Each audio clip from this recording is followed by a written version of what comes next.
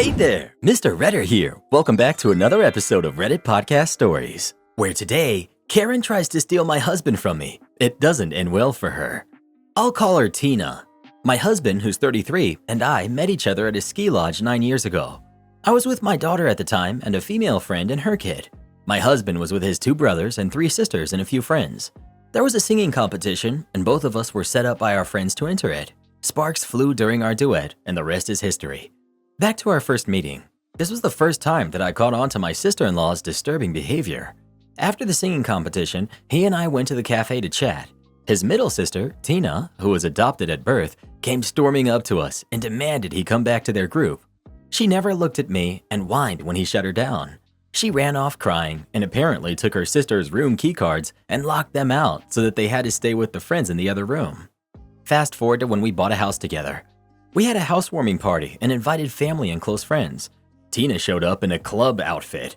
She ignored me the entire time and hung all over my husband, who was my boyfriend at the time. She kept recalling tales of them when they were little and how close they were. She'd kiss him on the cheek, hug him, and touched his arm when laughing. He was visibly uncomfortable, so I stepped in. At first, I just thought she had a crush on him, but the way she was acting looked like she was the girlfriend and not me. She was going around reminding and telling everyone that he used to say he never wanted to have kids, but now he's playing daddy to my daughter. One of my friends said she thought Tina was weird for talking about how hot his modeling pictures were from when he did print work back in college, and that her favorite photo was of them at a beach in Hawaii during a family vacation a few years back. Then things go south at the end of the night, when he gets down on one knee and proposes to me. She started crying and ran to the restroom. Their dad went to check on her and then drove her home. I knew exactly why she was upset, but my husband always equated her behavior to jealousy because she never had healthy relationships. After that tantrum, she skipped our wedding, baby shower, our kids' birthday parties, and other family events that we attended. I was fine with extending invitations because I knew she wasn't going to show up. She had some sort of mental breakdown and was in and out of treatment for years. Now I have to say, I wish nothing but the best for her, and I don't know what kind of issues she's going through, but I don't want her disrupting our peace. I'm currently pregnant, and our baby shower is at the end of this month. I'm having it a few months early because I'm at risk for going into labor early, like I did with my other 2. My mother-in-law called to RSVP and stated Tina would be riding with them, and if it was okay if she brought her new boyfriend. I was surprised because we haven't seen her in years, but I was apprehensive to agree.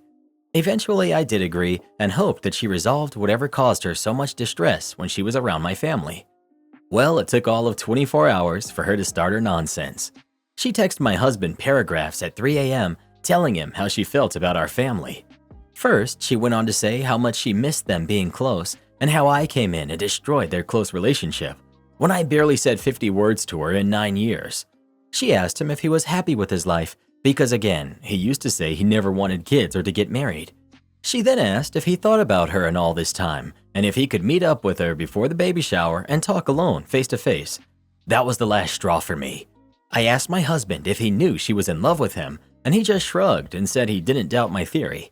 He admits her behavior has always been weird and dramatic, but he didn't pay it much attention because there were many siblings and they all hung out all the time.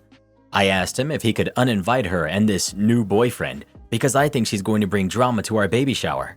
He said he wants to talk to his parents first and see what kind of state she's been in. But I know in my gut that she's ready to ruin our day with her theatrics. So, am I the jerk for wanting to uninvite her to my baby shower? Edit. For those of you wondering if anything ever happened between them, the answer is no. I am 100% certain of this. Update. This will probably be my last update since my husband and I decided that we need to be completely removed from sister-in-law's drama so we can focus on having a healthy pregnancy and a family life. I have an appointment with my doctor tomorrow morning that was scheduled weeks ago to check on the baby. Thank you to those of you who are concerned about me and the baby. My husband ran home because Tina blew up his phone, texting and calling. Now my husband always texts or calls me on his lunch break to check on me, even before the pregnancy, so I knew something was wrong when he didn't. Since he left Tina on red, she started calling and sending a slew of unwarranted and degrading texts about me and our kids. So basically, Tina being Tina. He didn't run it by me, but he sent her a long paragraph, which he showed me when he got home, basically telling her off and told her that he would rather never speak to her again than listen to her talk bad about our family. He told her that she would never be invited to any of our family functions and that she needs to check herself back into the hospital if she thought that their relationship was ever anything closer than it actually was. He closed it by saying he would let the family know the reason she was uninvited and that he hoped she's either seeing a therapist or would find one immediately. I'm not surprised at his response because the things she said pushed him to the breaking point. He called his parents and the oldest biological sister, whom he's close with, and explained to them why she's never allowed to visit our home. He shared all of their text messages, and they were mortified. He asked them not to share our address, and when we changed to new numbers. They assured us that none of them shared this information with her because she actually asked for his work schedule and mentioned driving up a day early to surprise him. My father-in-law had the most to say, and I get it, it's his daughter, but he hadn't shared much info beforehand with anyone besides his wife. He said he always knew that she had a little crush on him, but after her outbursts at our housewarming years ago, they had a conversation about her behavior, and she told him that she had been keeping a diary about him since she was a teenager. She explained it was to process her emotions and to challenge negative thoughts. All I heard was that she wrote about him for years. So there's several journals in their home, probably enforcing her beliefs. Apparently, she only strayed away from my husband because my father-in-law kept her in check and was able to get her hospitalized several times before becoming a threat to anyone. I don't know if all of her issues come from the love that she has for him. Typing that just made me feel nauseous, but I hope she gets the help that she desperately needs. He asked that they speak with her about his last text, but that we don't want to know the outcome. They told us they would deal with her and apologized for thinking she had resolved her issues. My in-laws are saints, and I thank them for believing us and keeping her away from us all these years. Luckily, she's currently living with them due to her issues, so they're going to speak to her tomorrow morning. The biological sister-in-law called me when we got off the phone with the in-laws. She told me that she was really sorry because she's the one who hooked the new boyfriend and Tina up and suggested that she show him off at the baby shower, but admitted they had only been dating for like 2 weeks. She said she sent the text Tina sent to my husband to the new boyfriend because that's one of her best guy friends and she wanted to protect him, so I'm pretty sure they're probably not a thing anymore. I'm kind of nervous how Tina will deal with 2 rejections so close together. The 2 sisters aren't that close. Someone pointed out that Tina could potentially be dangerous and hurt somebody, and this really scared me. My husband's going to upgrade our alarm system and purchase more cameras. I don't work summers and will most likely be out on bed rest by the time I have to go back to work, so he wanted to ensure that the kids and I were safe when he's away from the house. I forgot to mention, we live about 5 hours away, so she would really have to go out of her way to show up here if she somehow found out where we live. So that's it, basically. This is my last update. I called out my brother's girlfriend for being a gold digger after she Googled the cost of our Christmas gifts. My brother James has a girlfriend, Lindsay, who he's been dating for 7 months. He decided to bring her to Christmas at my house, stay over Christmas Eve, and leave the next day after lunch. I had met Lindsay at drinks before this, and she seemed nice. When they arrived, Lindsay walked in and complimented my decorations, large tree in the foyer, and asked how much they cost. I was a bit surprised by the question, but I just said, more than I'd like, and moved on. Throughout the evening, she asked several questions centered around money. She asked my husband how much he paid for our house, my stepdad how much money he made in his previous job, how much my watch cost. She even Googled one of our art pieces to see how much it sold for, and started talking about how crazy it was that we spent that much, which frankly was very uncomfortable. My stepdad pulled my brother aside and asked if there was a problem, but my brother just said it was normal for her to do that, but he did say he'd speak to her about it. On Christmas morning, we all gathered around to open presents, and thankfully, Lindsay hadn't said anything else, so I figured James had spoken to her about her intrusive questions. However, at lunch, we were talking about plans for January, and Lindsay proudly said she didn't know how we could afford to do anything in January as she added up the total we'd spent on gifts, and then proudly proclaimed the total amount. The whole table went silent, and honestly, I was equal parts shocked and annoyed that someone could be so ignorant. I looked at Lindsay and said, "You are the world's most diligent gold digger. Seriously, would you like to be the family accountant since you're already tracking expenses?" Lindsay stuttered out an apology and tried to explain, but my stepdad just changed the conversation and we moved on. She was mercifully quiet for the rest of dinner. After they left, my brother messaged me saying that I'd really upset Lindsay and I was out of line with what I said. I argued that he had said he had talked to her and he clearly didn't. Not that someone should have needed guidance to know how crass her comments were. He's saying I owe both of them an apology, but I think Lindsay's behavior was disgraceful. My parents say Lindsay was wrong, but I probably should have said something in private, or they could have, and I shouldn't have said something in front of everyone. Am I the jerk? All of these everyone sucks here's and you're the jerk replies are dumbfounding. Have any of you people ever had an interaction with an actual human being? In what world is asking people about how much money they make and adding up the totals of Christmas gifts normal? Not the jerk. She was being incredibly rude and obviously making everyone uncomfortable. I just don't understand why everyone here is making excuses for her, semantics of the terminology or not. Why would you sit there and add up the total of what a family spent and then tell them about it? They know. Whether you grew up with money or not, common sense is required, unless she's on the spectrum, which is the common excuses the "you're the jerks" and "everyone sucks here" people are giving. But come on, people here always get defensive when someone posts here and is from a wealthier background, constantly making excuses. If this was reversed, would you guys be okay with it?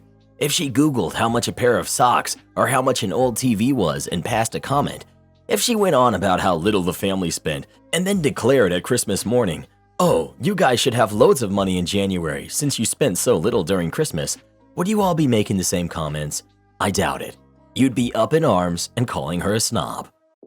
Not the jerk, and I really don't get the people saying you are the jerk. It's so unbelievably rude to make so many comments about money. I could see maybe one or two offhanded comments, but to fixate on money so much that you tally up how much money was spent on Christmas presents and then announce it to the whole family? Don't apologize to your brother. Why should you? His girlfriend came into your house for Christmas and immediately started questioning you about money and practically appraising everything in your house.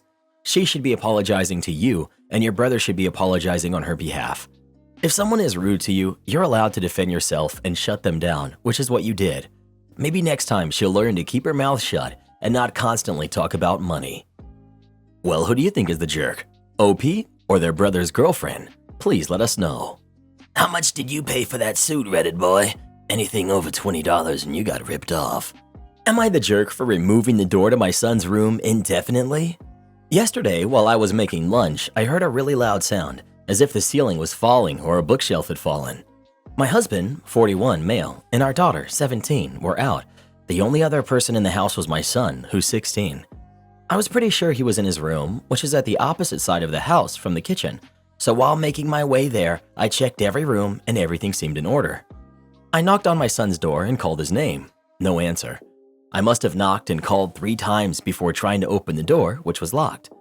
At this point, I was getting really freaked out, thinking that maybe he had tipped his wardrobe or bookshelf and it had fallen over him and he was passed out on the floor. I was basically screaming his name, but no answer. I have no idea how I did it. I just threw myself into the door and it broke. Now, clearly the door was already weak. I'm thinking termites. But yeah, it broke. My son was fine. He was freaked out about the door, but he was fine. The sound was his TV with the volume at the max, apparently, and he didn't answer me calling because he didn't want me bothering his movie. His words were, "You were screaming like a harpy and it was annoying. I was trying to watch the movie. Fix the door." I said no. I wasn't going to fix it since to fix it, I would have to buy a new door, and doors are expensive. And as soon as his dad got home, he would remove the door entirely as it was too broken to just stay there. He got really mad, said it's his right to have a door. He deserves his privacy. I said he had a door, and while I was the one that broke it, it was a consequence of his actions. So if he wanted a door, he would have to buy it. I know he doesn't have the money for it right now. Until then, no door. He can change in the bathroom. He said, "Forget you." I said he was grounded. Am I the jerk about the door? My husband is fine with it, says only I know how scared I was, so only I can know the appropriate punishment. I'm now terrified that if anything happens where we really need to reach my son, we won't be able to. But I have calmed down since, and I'm wondering if I'm the jerk. Not the jerk. Replace the door, remove the TV from his room. You would be the jerk for not getting him a new door. He needs privacy. He doesn't need a TV. Think of different and better ways to discipline that don't remove his privacy and space. Kids typically don't need a TV. If he didn't answer because of the TV, take that away and not his door. I usually say parents are always jerks for taking away doors, but this, absolutely not the jerk. But you and your husband need to sit down and think about how to fix your son's behavior ASAP because he's way out of line. Well, who do you think is the jerk? OP or her son? Please let us know. Yowza, having a son that acts like that, no wonder some folks are deciding they don't want to have kids. Being fired because of lack of training? Okay, let's destroy your company. This happened to me quite a while ago, but it's always left a sour taste in my mouth, and I want to share it to alleviate the issue. I worked for a car crash rental company. When you had a crash in your own car, we were the company your insurance company would get in touch with to hire out a car to you or keep you mobile until yours was fixed or written off. I was a call handler. I received files of individuals needing a vehicle. I would make contact and book them a vehicle. This was all new to me. I did not come from this working background. The line manager was aware, and so was the floor manager. Both promised full training and support. However, this was not adequately given. The training consisted of, there's the phone, there's the files, go at it. The first couple of days were nerve-wracking, but I picked things up relatively quickly, and my line manager was happy with what I was doing. Then on day 3, I had a booking. Having not done one before, I asked for help, and I was confronted with eye rolls, sighs of disbelief, and an obvious inherent lack of motivation to help. Begrudgingly, I was taken over to a computer that was situated in the middle of the office floor. This was the only computer in this multi-million-pound company that had access to a national database of insurance information and, most importantly, personal details and driving license information for everyone in my country. I asked why we only had one computer. It turns out this database requires a license and the company can't be bothered to pay for it, so this computer was given to them via a third party who has the license. However, if they ever got found out, they would receive a heavy fine and the third party reprimanded for providing an unlicensed company their personal license. The general reason this was used was to clarify the customer's details, to make sure that they were qualified to drive and that these details were real and not fraudulent. I followed the manager's teachings exactly and rented out a vehicle. The following day, the office floor seemed off. I was getting weird looks and I could hear whispers. Knowing something was up, I did some digging. I chatted to the IT team during break, just general stuff. Then I asked about the database PC. The guy was very happy to tell me not only that they hide it when they get inspections, but also where they hide it, the extremes they sometimes go to, and he even gave me the network and computer's name. I went back to my cubicle after the discussion and cracked on. On day 5, I found out what the problem was. My rental wasn't done correctly, and instead of my line manager taking the blame due to poor training, she had thrown me under the bus. I was called in to see the floor manager. I explained to the floor manager exactly what happened, exactly how much training I had, and who gave it to me. I even showed proof with the notebook I had showing the notes I had made in it. He accepted what I said and told me to go back to work. Later on that day, when I got home, I received a call.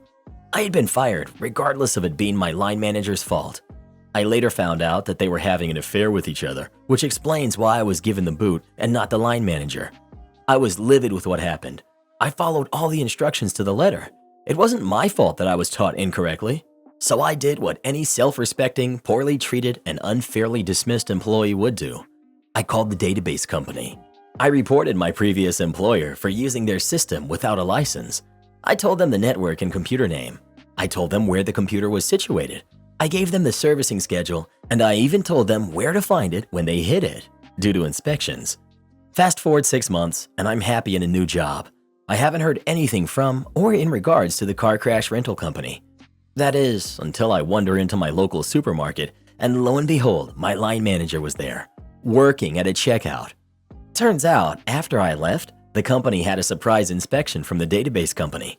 They found the computer with someone else's license on it, found records of it being hidden on planned inspections. They found usage dates and how many times it was used.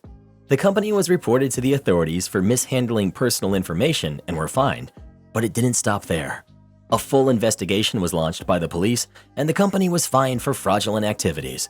The owner was caught and given a suspended sentence and was also forced to pay a fine. The database owners were given compensation from the car crash rental company for the licensing breach. Some more authorities got involved too, leaving the car crash rental company in a horrible place. All in all, 6 months after I left, and following one 10-minute call, I brought the company to their knees. It was sold and absorbed into another, with most management losing their jobs. Word of warning, treat your staff right, don't have affairs, and if you need a license to use a database or software, pay for it and don't use someone else's. Am I the jerk for losing it and telling my in-laws to stop calling me mama and trying to erase my identity? I have 2 kids who are both 2 years old. I hate how everyone thinks of me as being just a mommy now. I don't get to be my own person. I'm just mommy. Husband doesn't face this. He gets gifts from everyone that have to do with his hobbies. Me? I get a bunch of mommy stuff. Tee-hee, mommy needs wine, and like matching outfits.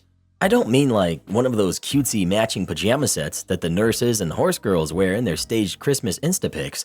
I mean like people actually think I'm going to go out in public wearing some cutesy matching outfits with my toddlers, as though I think they're mini versions of myself, or dolls. From the time we got to the in-laws, it was mama this and mama that. At some point, my sister-in-law said it, and I said, "You know my name is Carmen, right?" She just looked at me funny and said, "Of course, silly." I said, "So why do you keep calling me mama? You aren't going around calling my husband papa." Sister-in-law just looked at me like I had 2 heads and was like, okay. This went on all over Christmas. "Here you go, mama. Want another slice, mama?" At that point, I was just like, do you guys mind calling me by my name instead of calling me mama? The same sister-in-law from earlier did the whole golly gee doe-eyed thing and said, "But you're such a good mama." I said that I'm not just a mom. I gestured to the things that husband got from them for Christmas and said, "Why didn't you guys get him anything that says papa? Everything you gave me is somehow related to me being a mom. Why does he get to be his own person?" Mother-in-law grabbed my hand and squeezed it and said that she was sorry that she made me feel like this. She was just so excited about being a grandma, and she never really thought of things like that. I was feeling a little better until sister-in-laws 2 and 3 started going after me. One of them did that whole, "Are you okay? Do you need to talk to someone? You sound so angry. It isn't healthy." Faux concern thing that's meant to shame you for having any emotional response. The other one was angry and saying that, "Is being a mom somehow beneath you? And do you think you're better than the rest of us?" And all that. When we finally left, he asked me why I'd kept it in for so long, and I said that I haven't. No one listened to me before. I've said these things plenty of times. I've always asked them to call me by my name and not some disgusting nickname that boils me down to giving birth. He nodded, but said that I had put a big show on this weekend and that I needed to apologize for the outburst at some point. I said sure, as soon as sister-in-laws apologized to me for dehumanizing me for years. We're at a stalemate. Am I the jerk? No. Your sister-in-laws owe you an apology and you owe them nothing, even after. I'm so petty, I'd start calling them sister-in-law all the time and only getting them sister-in-law stuff. Not the jerk. Once again, this is a case of family members needing to be confronted about their behavior because politely asking them to stop didn't work. And then it's all, why didn't you say something? Your answer to your husband is exactly correct. If you need to apologize for your outburst, then they need to apologize for their failure to listen to you until you reached your breaking point and had an outburst. Not the jerk. Your mother-in-law reacted appropriately in my opinion, saying she didn't realize and had no ill intent, which I believe. Your point is well made, and your sister-in-laws just seem like people who can't take feedback. Many of my female friends who had kids have expressed the same frustration as you. You're right to speak up. Everyone sucks here. I don't know, I feel like you made this into a way bigger deal than it was, and I get why they think you don't like being a mom or you think it's beneath you. Who cares what they call you? You literally are a mom, and a lot of times when you're around kids, others will say things like, "Here, give this to mama," or "Take this to mama." They're not going to be constantly saying your real name around your kid. Your kid knows you as mama. There are so many horrible things going around the world right now, and it's crazy to see petty little things like this that don't even matter. Was it really worth ruining your relationship with your family? Do you even care about your husband's relationship with his own family? Disgusting nickname. Oh, please. You're the jerk. Get over yourself. Is being a mom somehow beneath you? I mean, kind of. Priorities. Being myself, parenting, partnering, other adult duties. Well, unpopular opinion, but I think you're the jerk, at least a little bit. Some moms call each other mama as a term of endearment. You have every right to not like it. Every right to directly tell them that you hate being called that, to please stop. However, I'm almost positive that nobody was trying to erase your identity. If you're feeling that way, maybe that's something that you are struggling with yourself. It's hard being a mom. I should add that the whole mama thing really depends on where you live. I'm in the South where it's common practice, but depending on where you live, I guess it could just have a different connotation. Well, who do you think is the jerk? OP or her in-laws? Please let us know. Hey Reddit boy, I think I'm gonna start calling you Papa Reddit. Not one, but two wild Karens teaming up on me. So for a little context, I went out of town to help my grandmother who wasn't doing too well health-wise.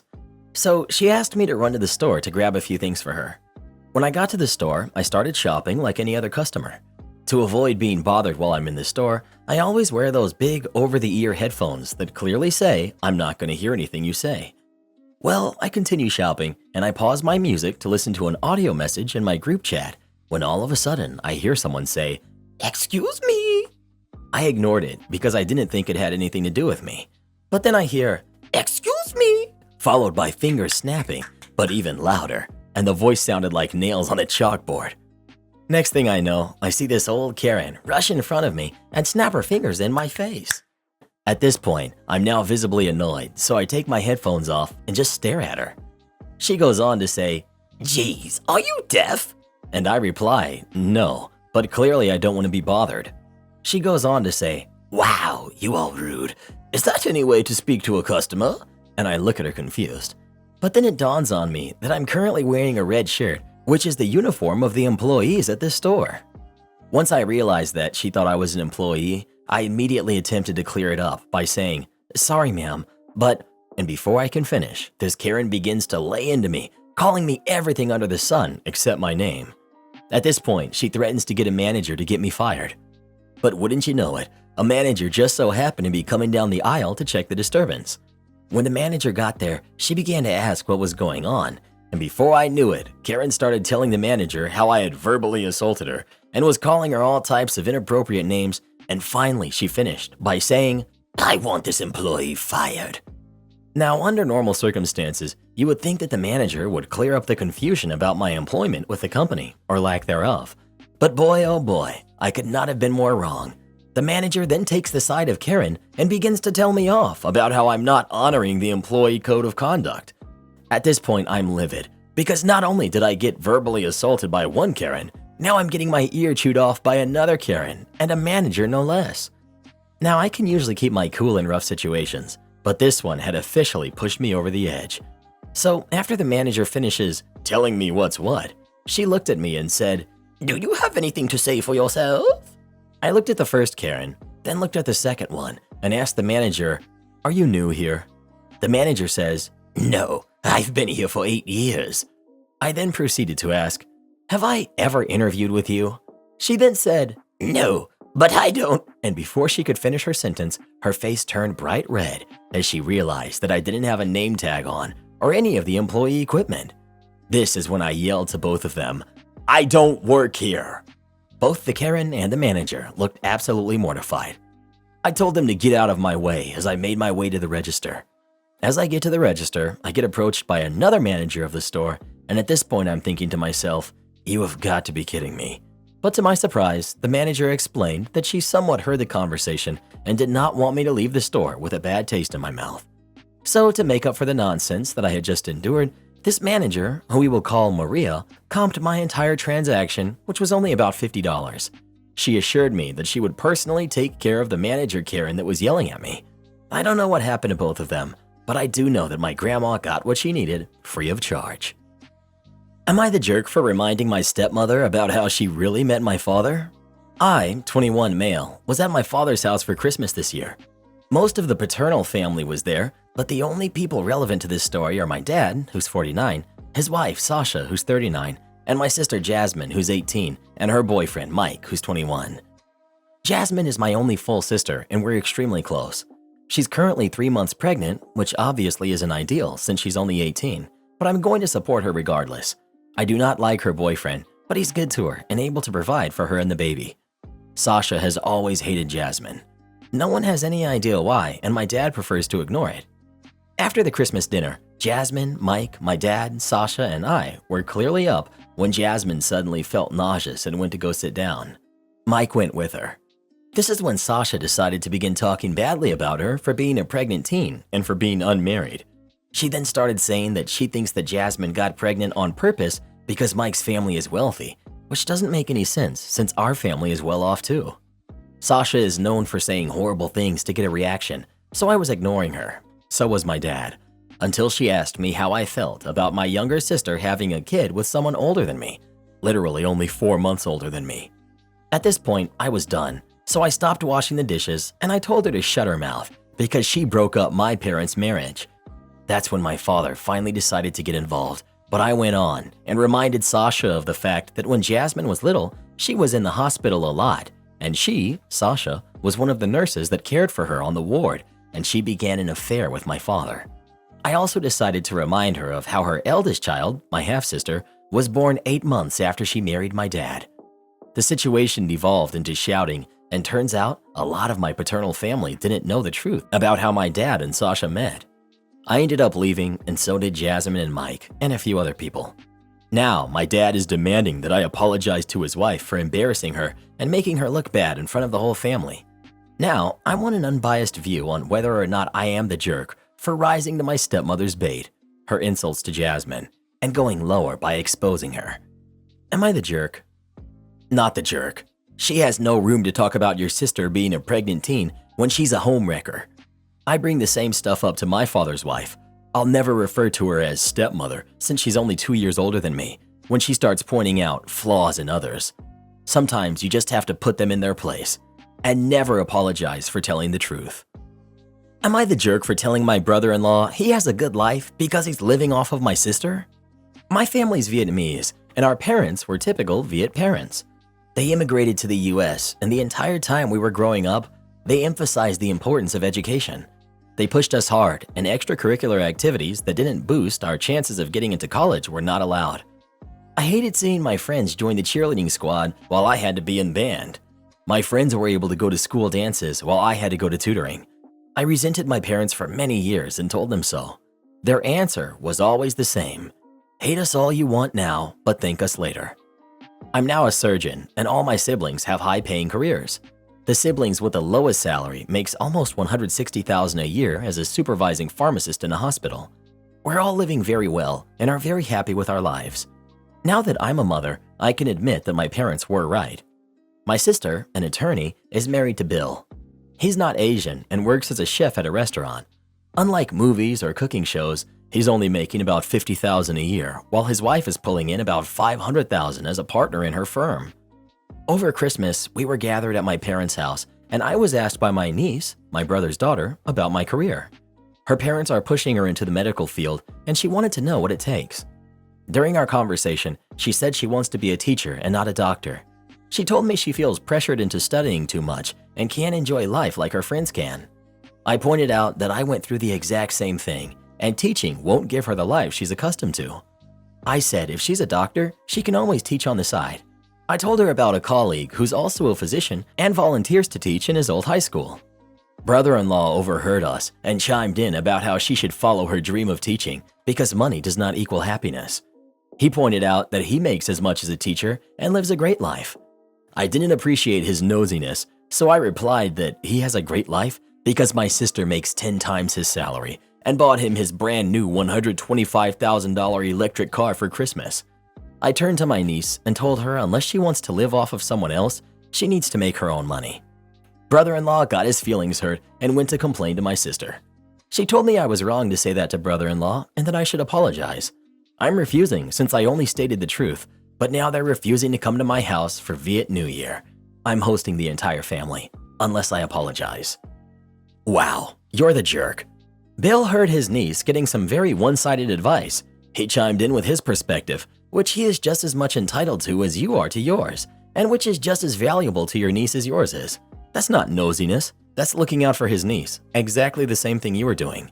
Your ad hominem attack was completely uncalled for, and it's sad that with all your education, you haven't yet learned that money doesn't buy happiness.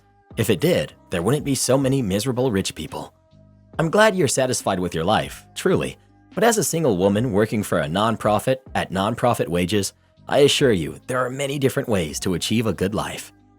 She didn't lie, and brother-in-law was being nosy. His wife is providing the good life for him, so yeah, he wasn't looking out for his niece. This isn't, was I technically truthful? This is, am I the jerk? And while OP may have been truthful, as far as they are aware, they were absolutely a jerk. OP's definition of the good life, and yours too apparently, is based on extremely narrow parameters, which is fine. If it works for you, then it works for you. But just because that's your definition doesn't mean it's the only definition. It's crazy to assume that he wasn't looking out for his niece just because his advice differs from yours. And even using your definition, I would absolutely not encourage anyone to go into the medical profession right now. Higher education costs are up, potential salaries are down, job satisfaction is down as doctors spend more and more of their time complying with insurance and government regulations and less time working with patients. The math is very different than it was a mere 10 years ago. Well, who do you think is the jerk? OP or her brother-in-law? Please let us know. Boyfriend gets mad and destroys my Christmas ornament. So my boyfriend hates Christmas. He doesn't like giving or receiving gifts or any of the festive traditions. We've been together for 4 years and he knows I love Christmas, so he plays along. Well, last night we agreed we'd take the tree down next week, but when we came downstairs today, he started taking everything down. His reasoning being, Christmas is over and the tree takes up space. Now here's the thing. A lot of the ornaments we have are like family heirlooms. Most of them are older or the same age as me, 24, or were handmade by my deceased grandmother. My boyfriend started just tossing the ornaments on the table, which started stressing me out. I was telling him to stop, to calm down, or either move and I'll put everything away. He was getting angry and started yelling at me because I'm trying to keep the tree up. Well, you probably guessed it. He threw an ornament and it broke. It was one of my grandmother's handmade ones. I took one look and just broke down, like ugly crying. He started getting more mad, telling me I'm being childish and stupid for getting upset about the tree. I feel like I'm the jerk because I started yelling at him to step away from the tree because he was going to break more ornaments. And when he wouldn't and kept calling me childish, I kept yelling at him and telling him that he's being a jerk. After he put everything away, he tried to talk to me, still telling me that I was being childish and stupid about the tree and ornaments. I get how it might be childish, but I don't have memories of my grandmother, but I have a picture, and growing up, whenever I was sad, I would hug and talk to her. I only have a small amount of jewelry or handmade ornaments or trinkets from her that are extremely special to me, so I don't know if I'm just being stupid and blew things up. Edit. The ornament is fixable. It was a handmade clay wreath, and luckily only part of the bow and the part you hang on the tree broke off, which I can fix. To all those showing concern, my boyfriend is never like this. He's always shown me, my belongings, and my family respect. He has no Christmas bad experiences from the past, and despite not liking Christmas, he has always put an effort into doing my Christmas traditions. That's partly why I was so confused on if I was the jerk, because this was so out of the normal for my relationship. He went upstairs for an hour, and when he came back, he apologized. He said he was getting stressed and frustrated about me yelling, and he wasn't being as careful as he should have because of it. He said it was really an accident and that he felt bad about breaking the ornament. I'm planning on having a discussion with him as the way he handled the situation wasn't right, and we'll see how things go. Edit 2. Oh boy, so this is getting a lot of attention, which is why I'm adding a second edit. I had a headache and took a nap for a few hours. When I came back downstairs, my boyfriend sat with me and gave me a real apology. He said he handled the situation completely wrong and that it was entirely his fault and that he never should have talked to me that way. He said he felt absolutely horrible about breaking the ornament and he should have treated them better and stopped as soon as he saw me crying. He hasn't been feeling well the past couple of days and has been exhausted after spending the week with our family. On top of which we found out we have to get tested to see if we might be sick. He thinks he's just irritable because of that, which he said he knows isn't an excuse. I know many of you reached out and are worried about my safety, and I really appreciate that. My boyfriend has never mocked or made fun of my interests or traditions. He's always happy to participate and do things with me. He's always cared for my happiness and well-being and has always been supportive. He's never made me feel unsafe and has always settled any arguments by talking and communicating. This outburst was so out of the ordinary, which is why I was so confused. I think you need to throw out the boyfriend rather than the tree. There is just no excuse for this behavior. Absolutely none. So don't let him gaslight you into thinking you are somehow to blame here. For the sake of your Christmas spirit, your long-term happiness, and the safety of your precious ornaments, get out now. I'm not saying this lightly, but a man who can be so callous with things you hold dear isn't someone you should want in your life. Not the jerk. My in-laws freaked out over me not baking a ham for them on Christmas. I'll start this off by saying I'm a born and raised vegetarian. I've never eaten meat, let alone learned to prepare it. My husband and I are newly married and recently bought our first apartment. It's small, but it's ours, and it's across the road from his place of work, which was a bonus since he's often on call. Per his family tradition, the most recently wed couple hosts Christmas dinner. I initially tried to offer it to my sister-in-law as she had wanted to host the year previously, but brother-in-law married her 2 months after Christmas, so she never got the opportunity. Additionally, we are a vegetarian home, and our one-bedroom apartment isn't ideal for hosting. While my sister-in-law was thrilled, the rest of the family insisted that we had to host. I was told that as long as I got food for everyone, that it would be fine. Here's where I might be the jerk. I misunderstood. I thought this meant as long as I had enough food and made sure to accommodate food allergies that they would be happy. Christmas Day, my husband had to work until 4 p.m., so I was left preparing dinner alone, but I still put together a feast, including a plant-based roast. People started coming over and even commenting on how delicious everything smelled. Once my husband arrived, he greeted the family and joined me in the kitchen for finishing touches and taking everything to the table. The family began to gather, and a few people commented on how good everything looked, until father-in-law asks, "Where's the ham?" My husband explained that I wasn't comfortable making meat, especially ham since undercooked pork can especially be dangerous, and that instead we had a plant-based roast alternative, and father-in-law proceeded to make remarks about how they drove an hour for plants. Then, even the people who had made positive comments changed their tune, talking about how it was missing something, etc. At one point, mother-in-law said she wished they had had sister-in-law host. My husband snapped and told them to stop disrespecting the meal, and myself since I worked hard on it. Mother-in-law argued back that I disrespected them by not respecting their dietary choices and that she believed she was clear when she told me to prepare food for everyone. My husband told her that if she was going to continue to be disrespectful, that she could leave. Shortly after, everyone left, but my husband has been getting texts since about how my selfishness ruined Christmas, possibly the last father-in-law would be around for. I feel horrible that he's in the middle of all of this. This was my mistake, but at the same time, I was clear we are vegetarian and that I didn't even want to host. I guess I'm looking for an outside perspective. Am I the jerk? Edit. For the people asking if his family was aware, we just had a fully vegetarian catered wedding 4 months ago. So yes. Not the jerk. Hosts determine the menus. Guests do not determine the menus. You offered your best and your guests were impolite and demanding. It's good that your husband had your back. Do not host these people again. If they want a specific menu, let them figure it out. Not the jerk. 1. It's your house. You make what you want. They can make all the meat they want next Christmas at their house. They basically imposed on you anyhow. 2. You went out of your way to cook for them and probably pay for all the food too. You can make whatever you want.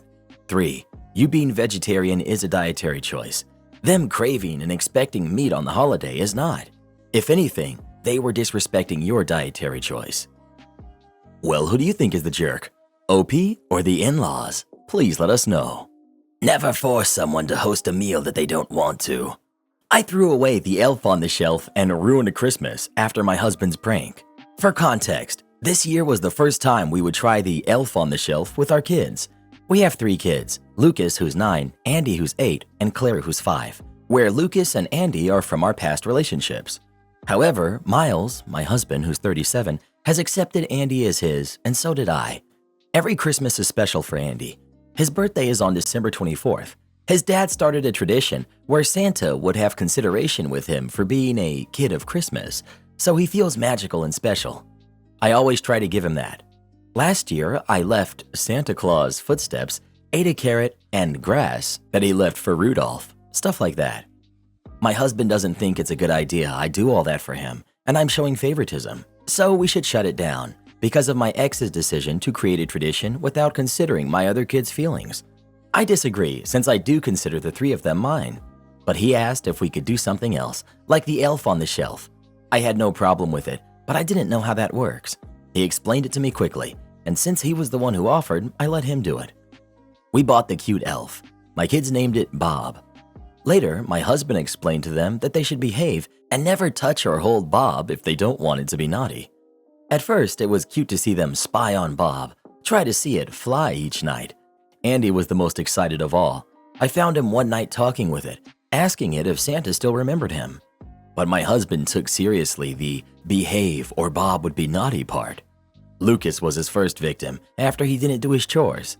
The next day, his face was drawn on with Sharpie markers. Then Claire, who touched Bob, and her favorite onesie was destroyed. Apparently, Bob had cut some pieces of it while she was sleeping. Miles was having fun, but I could see my kids weren't. I talked to him about how we should lower the pranks.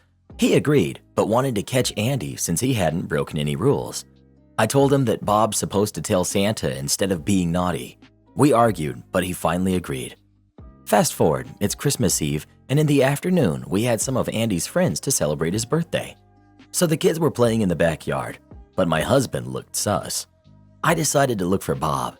It was supposed to be in the kitchen, but it wasn't there. I asked Miles where it was, and he told me, no idea. I started getting paranoid, but Andy asked me if we could cut the cake already. I put my best face on and went for it. The cake was in a box, and when Andy opened the box, he started crying. I took a look, and it's ruined. Bob was covered in all of it, appearing as if he had been eating the cake. Half of the cake wasn't even there anymore. Miles started laughing, and so did some of the other parents. My blood is boiling, and I grab Bob and throw it in the trash. Then I grabbed Miles. We have a terrible argument. He calls me a jerk for what I did to Bob, that I've ruined it. How are we supposed to keep the magic with our kids if I wasn't supposed to touch Bob? Edit. Hi everyone. So the responses have been really overwhelming. I'm sorry it took me some time to answer. I was kind of avoiding the post. 1. Andy's dad is from Canada. He visits Andy every spring, summer, and on Christmas break. This year he stayed for his job, so he isn't an absent parent. 2. After Andy's birthday, I told Miles to get out of the house, and so he did. He spent Christmas with my in-laws. I stayed with the kids, and all of them slept in Andy's room. My kids didn't want to leave their brother alone. The next morning, we opened the gifts, and I made sure that Andy could feel special after what happened on his birthday. So I wrote a note from Bob, saying that he's sorry if he scared him and his siblings. He didn't do his job correctly, so now he would be flying to the North Pole with Santa. And when he asked if Santa still remembered him, he did. Santa was really happy to see him. 3. My kids and I are okay. We're sleeping at my parents' house, and we would celebrate New Year's Eve here too. 4. Yes, Claire was using the onesie while she was sleeping. My husband took the idea out of a TikTok. And no, Andy didn't do anything to be attacked by Bob. Not the jerk. He ruined the birthday party with his juvenile prank, as he most likely ruined the joyful and childlike spirit of the occasion for the 2 other kids with the other earlier stupid pranks. What a horrible Christmas tradition to scare your kids with. A doll that watches over them and exacts vengeance. I usually don't tend to say this, but this action on your husband's behalf is horrible and worth of divorce papers being delivered. Elf on the Shelf is supposed to be a tradition to keep the kids' spirits and hopes for Christmas, not something the parents can use as an excuse to be bullies with their kids. It's okay to joke with it a little, but he took it way too far. Kids remember this kind of stuff, and now Andy would have a terrible core memory of his birthday. Also, ask Miles why he was so obsessed on getting Andy. Like, that's what freaked me out the most. Please, OP, get away from this dude, not the jerk. Just so I'm clear, 1. You and Andy's father came up with something to take the sting out of your son having a birthday on Christmas Eve, something which must truly suck as a kid. 2. Your husband decides that this is favoritism. 3. Your husband uses a toy elf to start bullying the kids, destroying Claire's favorite onesie. What? 4. Andy's behaving himself, however, and therefore Bob is unable to do anything to him. 5. This so annoys your husband that he decides to ruin your son's 8th birthday by destroying his cake in an act of pure, unadulterated spite. OP, you're not the jerk, but my God, your husband surely is. Well, what do you think? Is OP the jerk or is her husband? Please let us know. Am I the jerk for answering the door to my in-laws with oily hair that's been wrapped in plastic wrap? On Christmas Day, my in-laws came around to see my partner, son, and I. We had no idea they were coming around. They had never mentioned it, and we had told them that we were wanting our first Christmas as a family to be quiet and just the 3 of us. We were planning on just hanging around the house, wearing PJs, eating takeout food, playing video games while son took a nap. As this was the plan, I had decided to do a heavy oiling on my hair and wrap it up in plastic wrap to keep the heat in. My partner is cool with me doing heavy oiling, Usually I wear it to bed with my hair wrapped in plastic wrap and my bonnet on top, and he had encouraged that I did a heavy oil during the day on Christmas. In the early afternoon, I went to the door and my in-laws were there. Mother-in-law, father-in-law, and brother-in-law. They had decided that we had already had the morning to laze about and that they had come around so that Son could open his presents. Son is 7 months old. He has no interest in presents and has no idea what's going on, which is why we were having such a low-key Christmas. They weren't impressed that we weren't dressed, but even less impressed that I had such oily hair. Mother-in-law took me aside in the kitchen and went off on me for not taking pride in my appearance and for looking so slobby when I should have expected them to turn up. I told mother-in-law that she should just be glad that we had clothes on. Yesterday, we both received texts from mother-in-law and brother-in-law having a go for the state we were in, and for me having oily hair that was wrapped in plastic wrap as I looked ridiculous. Mother-in-law expressed her disdain at my comments. Partner messaged them back and told them that we are allowed to dress how we like in our own home, and if I want to oil my hair, then I can. Mother-in-law has been messaging me separately, telling me that I looked slobby and should be ashamed of myself, as partner shouldn't have to see me in that state. While partner is really supportive of what I do to care for myself, it's got me wondering if this was a jerk move on my part. Am I the jerk for answering the door with my hair heavily oiled? Not the jerk. Showing up without an invitation or any forewarning is very rude. Not the jerk. You're home and you didn't have plans, so you can do whatever you want. Your partner's support and responses are awesome though. Nice to see such a supportive partner on one of these for a change. Man tried to dine and dash. He left his jacket with his ID in the pocket. This happened just earlier today. Not to me, but to a server in a different section during our shift. It was the end of the lunch rush, and this man who looked around mid-20s came in alone, but said he was waiting for someone else. He ordered a beer and some wings to start. 20 minutes go by, and whoever he was waiting for still isn't there. He orders an entree anyway, telling us that he probably got stood up, his exact words. About halfway through his meal, he's talking on the phone.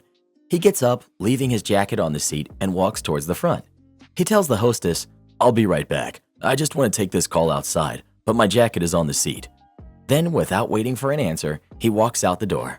15 minutes later, he's gone and nowhere in sight.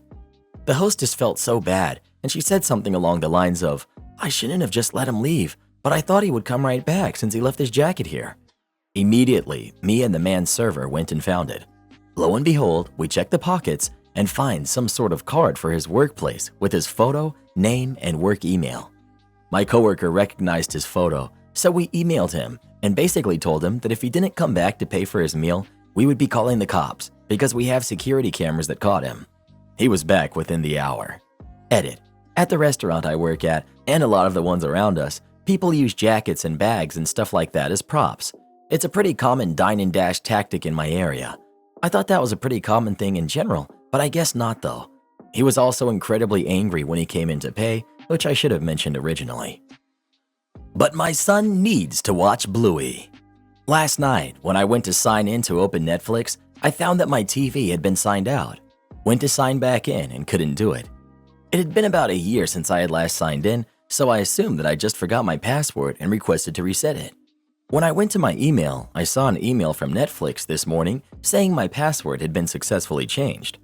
Obviously, red flag, so I went through all of our subscription services and updated passwords and changed my email password just in case.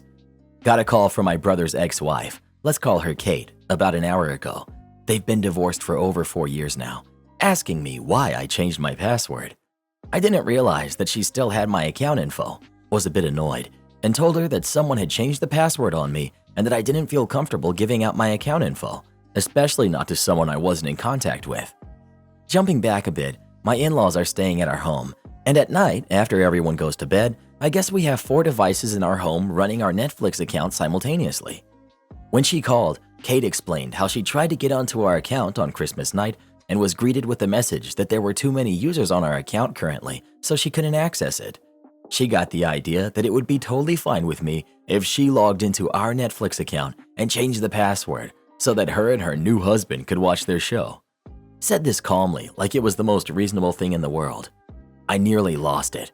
I have no idea how anyone would think it would be okay to change someone else's password because you're too cheap to pay for it yourself. I told her I don't want to hear from her anymore. I'm not giving her our info, and I hung up. 15 minutes later, she called my wife and asked for the Disney Plus password. I was lazy, and I had the same account info for each streaming service, and apparently she figured this out and was logged into several of our services. When I realized who my wife was talking to and what about, I motioned for the phone. Kate was just whining that she at least needed to have access to Disney Plus so her son, who's 18 months old, could watch Bluey, and that he just needed it to be able to get ready for bed. I told her to buzz off and hung up. Great way to ruin my mood for the night. Am I the jerk for turning down a place as my brother's fiance's bridesmaid and telling her I won't be attending their wedding? My brother is 13 years older than me, and I have known my whole life, all 19 years, that he would have preferred to remain an only child. We are not close. He's never had time for me, never wanted to be in my life or for me to be in his. When he moved out, he stayed distant from me. He'd speak to our parents, visit them, but it was like I wasn't there. Over the years, I got used to it. One time when I was like 12, our parents asked him if he would let me stay for a weekend because they were attending a wedding. He said no, but he didn't just say no. He was clear that he would never want that kind of contact with me. They argued back then over it, not sure how bad it got, but they never asked him again and nothing changed between me and him. It always stood out to me that he was almost disgusted to be asked and by the idea that he would need to spend some time with me. He never showed up to my birthdays, never got me anything for Christmas or my birthday. My parents were bothered, but always told me once we were both grown, our relationship would be more equal and could grow. I think they wanted to believe that more than they actually did. My brother has been with the same woman for like 8 years. I've met her a grand total of 2 times. Now they're engaged and everyone is all excited. His fiancée came over while I was at my parents' house for Christmas and asked me to be her bridesmaid. She brought up how they needed to include me since all of her siblings were bridesmaids and groomsmen. I asked if that was the only reason, and she went silent, because she was asking a stranger for the sake of appearances. So I told her it was nice to offer and all, but I couldn't accept, and that I wouldn't be attending their wedding. She freaked out and went crazy about how my lack of attendance will overshadow the day, and sometimes you go for family, even if you're not close to or know the family, because family is important. I ended up having to leave my parents' house because they were also unhappy when they heard that I was planning on not going. They told me that he's my brother and I should be at his wedding even if I'm not a bridesmaid. Am I the jerk? Edit. Some stuff has come up commonly and I wanted to add some extra details. My brother is very close to our parents. He always has been, and they know his fiancée very well since they've seen her a lot. I was just simply never included in that. But my brother never appeared to have any hard feelings towards our parents. Only me. His fiancée has admitted she only invited me for appearance sake and that my brother said no to including me in his wedding party. My brother and I look very alike, which is a mix of both our parents. I've seen pictures of my mom while pregnant with me, so unless they really faked those, he's not my biological father. I've had more of a conversation with Redditors posting on this than I've had with him in 19 years. Not the jerk. He gets to reap what he sowed. I'm sorry your parents aren't so deep in denial over his jerk behavior. You, very literally, owe him nothing, although you are giving him the gift he always wanted, acting like he doesn't have a sister. It's probably worth it. Not the jerk. Every other, very good reason aside, there's not a chance your absence would overshadow the day. If this is how he treats you and talks about you in your presence, I'd be willing to bet that plenty of the attendees don't even know he has a sister.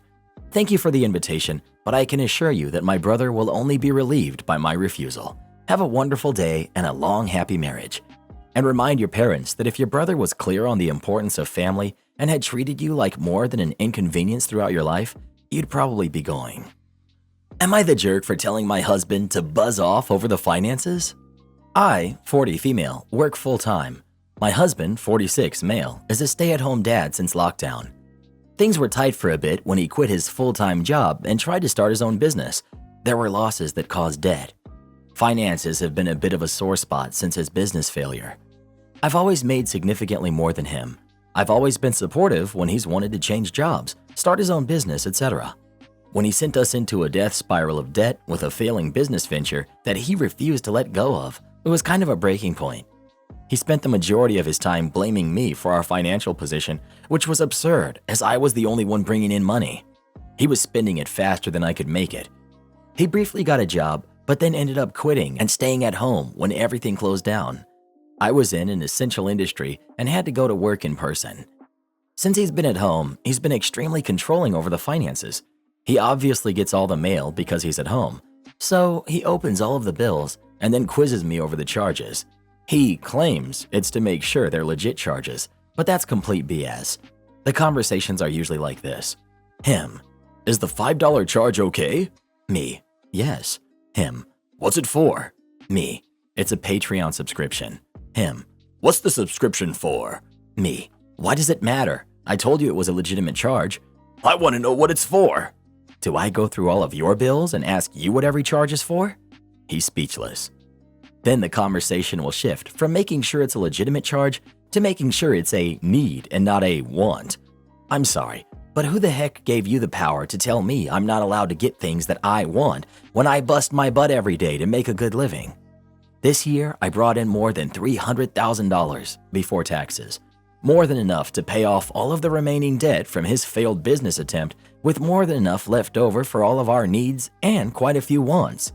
I lost it today when he was questioning me on purchasing clothes for our kids. Both recently had a growth spurt and they need some new stuff that were on clearance. I told him to buzz off, which I know is inappropriate, but I'm so sick of having to justify every single penny I spend, having him interrogate me with every purchase. I'm to the point where I want to get his secret credit card just so I don't have to deal with the incessant questions and outward displays of control from him. Am I the jerk? ETA, we've done marriage counseling. It helped in some areas until he decided he didn't trust the therapist anymore. Then the session stopped. Not the jerk, but that particular sentiment definitely won't do any good for your marriage. Neither will his misplaced guilt, which is now coming out as controlling behavior. Time for marriage counseling. It's an investment worth making. Not the jerk, but you all need to have a serious and candid conversation before this boils over into a divorce. Clearly, neither of you are okay with him not bringing in any income. OP, I'm actually totally fine with him not bringing in income. He's home with the kids and taking care of some of the household duties. Doesn't sound like it from your post. But either way, y'all are quibbling over $5 Patreon subscriptions when you make $300K plus a year. This is a little beyond one-off, am I the jerk, in my opinion. OP, well, we're quibbling over it because he's making an issue out of it. Am I supposed to cancel the subscription because he doesn't like it? We are more than able to afford it, and I use it for a podcast I listen to. The issue is that I have to justify all of my purchases to his satisfaction, but I don't say a word about any of his purchases. I don't care what he buys. Not the jerk. Sounds like it's time to, at the very least, separate finances. Might be time to just let the whole marriage go. Your husband is a bum and a controlling one at that. No, you did not reserve the shuttle. I work at a hotel near a major airport, so naturally we have an airline shuttle to take our guests back and forth. Our shuttle runs 24/7, but after the lockdown, we only have one shuttle, while before we had two shuttles to decrease wait time. Currently, it runs on a half-hour schedule, so it leaves the hotel on the top and bottom of the hour and picks up at the airport on the 15 and 45. The only way to be fair to our guests and keep the schedule accurate is to leave the hotel right on the dot, and we only wait for a few minutes if you call down ahead of time to let us know that you are running late. Because the shuttle only fits so many people, we tell our guests at check-in to sign up for a time slot so we can ensure we don't end up with 20 people showing up for a shuttle that only fits 12. Though we are not required to do so, most of us at the desk explain to the guest that they need to be in the lobby 5 minutes before the time they signed up for, as the shuttle leaves right on time and does not wait. Apparently, the FOM checked him in and didn't mention that part, which in my opinion was a mistake, but it's not something he requires us to do. And I'm the one who put in the effort to train my coworkers to do that, just in case, as I'm not a supervisor and no one's required to take my advice and tell it to the guests even though it prevents this sort of thing. Today, a guest who signed up for a 7 a.m. shuttle came down at 7:03 a.m. I informed the guest that the shuttle had departed and he would need to wait for the next available shuttle. He said to reserve him another shuttle immediately, and I informed him that he would be signed up for the next shuttle at 7:30. He reiterated that he wanted to reserve a shuttle right now and that he had already reserved himself a shuttle for 7. I told him again that he would be signed up for the next available shuttle, which just got me another insistence that he had reserved the shuttle. I realized that he was under the impression that he was oh so special and the shuttle was leaving at 7 a.m. for him specifically, rather than leaving at 7 a.m. for our guests in general, because that's when it always leaves. I tried to explain to him that no, he did not reserve a shuttle specifically for himself that was guaranteed to take him when he needed it, but rather he just put his name down to let us know how many people to expect for the already scheduled departure. Of course, he's super special and important, so he kept reiterating that he had reserved the shuttle and therefore we needed to get another one for him immediately. I told him we have one driver, so there's no way to get another shuttle going right then and there for him, which was met with, you guessed it, "But I reserved it." No, sir, you did not reserve it. You said you'd be here for the 7 a.m., and then you were late and had left. Oh, and his wife came down 5 minutes later, so even if he had bothered to let us know he was going to be late, we wouldn't have been able to wait that long for the entire party to be ready. I will say the one good thing he had going for his behavior was that he never invoked his status, highest status at our hotel outside of lifetime or owner status. But he did ask for the manager's card, and I'm sure we'll get a bad review out of it. Karen gets upset with me because I ate too much at her Christmas dinner. As a child, whenever I was invited to people's houses, my mom told me it was etiquette to eat the food they made.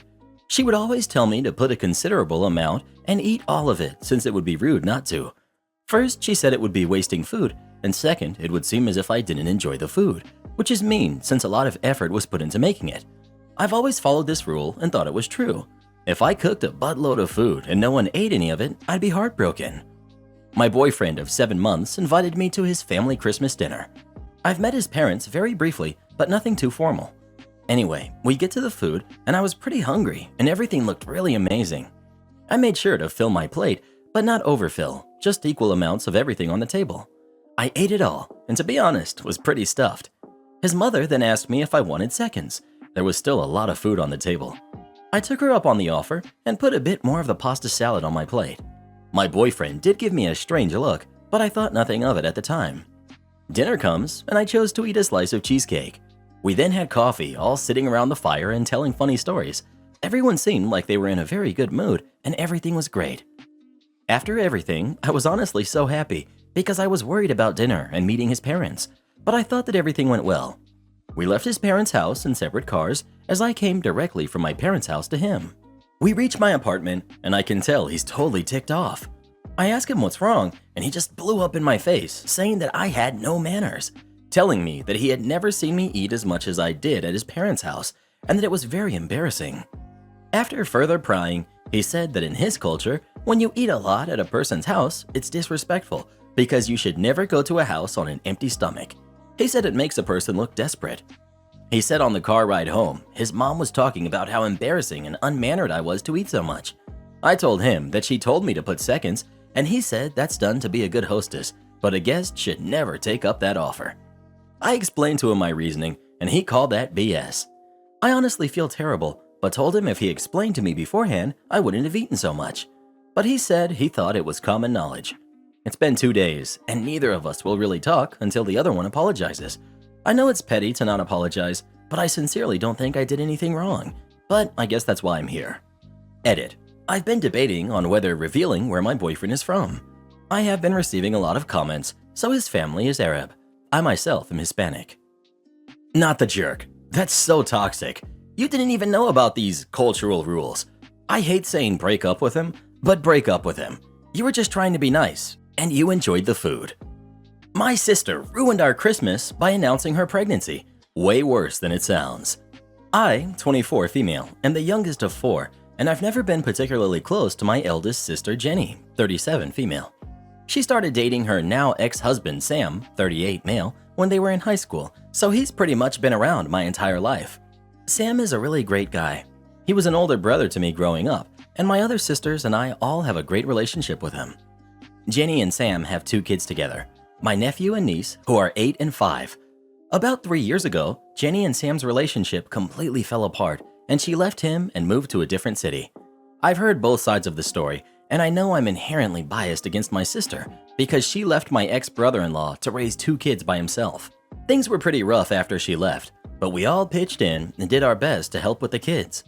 My sister and Sam eventually finalized their divorce, and she gave up custody of the kids and is very low contact with them. I know Sam blamed himself for her leaving because she had accused him of not loving her as much as he loved the kids, but the rest of the family were firmly on his side. He did eventually move on and started dating one of his close friends at the beginning of the year. Fast forward to 2 months ago, my sister moved back to our city with her new boyfriend. She's only been to see her kids once, supervised, and my niece almost didn't recognize her. My parents still wanted the opportunity to finally have Christmas as a complete family again. I thought the whole thing would be a disaster before it even began. I knew my ex-brother-in-law only planned to stay long enough to drop off the kids and say a quick hello to everyone else. In the 15-minute window he was at my parents' house, my sister announced that she was pregnant, and things went downhill after that. The kids were so confused, and my niece asked if the new baby would live with them. My sister laughed and said the baby would live with her and her new boyfriend. My ex-brother-in-law left with the kids in tow, and I kind of lost it. I yelled at my sister and called her selfish and cruel and a whole slew of insults. Anything I could come up with at that moment before storming out myself. My other sisters support my actions, but my parents are disappointed that I reacted that way and made a scene during Christmas. They're not demanding that I apologize or anything, but have put me on one heck of a guilt trip and want me to resolve things with my sister. I'm perfectly happy not being in contact with her given what she's put my niece and nephew through, but I do wonder if I reacted too harshly. Was I the jerk? Not the jerk. Your sister turned Christmas into a way to dunk on her ex and her own kids. The kids were so confused and asked my niece if the new baby would live with them. My sister laughed and said the baby would live with her and her boyfriend. This is the worst part. She told her own kids that their half-sibling wouldn't be staying with them and laughed at them. She's cruel and heartless. Definitely not the jerk. Seriously, how terrible of a person do you have to be to rub it in your own kids' faces that this new baby is wanted and they aren't? My heart breaks for those poor kids. OP, not the jerk. My mother threw the biggest fit when I wouldn't name my child what she wanted me to. I've got another story about my mom to share. This one happened about 14 years ago now. I was then 21, male, and my wife was 22, female. We were happy to announce that we were expecting our first baby. We had been trying for a while and had been told by the wife's doctor that she had some complications that would make it very difficult for her to conceive. I don't remember what the issue was, but it wasn't impossible, just difficult. We had basically given up on trying. We were just enjoying our lives together and having the back burner hope that it might happen one day. And it did. We were both overjoyed and terrified. Nothing is as real as finding out that you're expecting your first baby, and it can be a lot to take in at once. Everyone was excited, congrats all around, my parents' first grandbaby, etc. My dad was probably the most wholesome I had ever seen or heard him be when we told him the news. My mom was over the moon too, at first. After the first couple of months, we started really trying to hunt down names. We had already considered and rejected the idea of naming our son after really any family members. We just weren't interested in that. We both subscribed to the idea that the sound of a name is important. Your name is the very first impression people will have of you. Before even looking in your eyes, they can already have an opinion of you, and we wanted it to be a good one. I won't give details of what name we chose or what names were rejected. I'm not trying to bash on anyone's name, and I think now that actions are much more important than how a name sounds. When we told the families what we had decided to name him, one person took umbrage with our choice.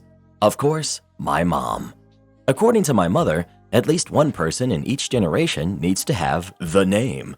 "It's the family name," she practically wailed at me when I wouldn't budge. "It's the same name I gave you."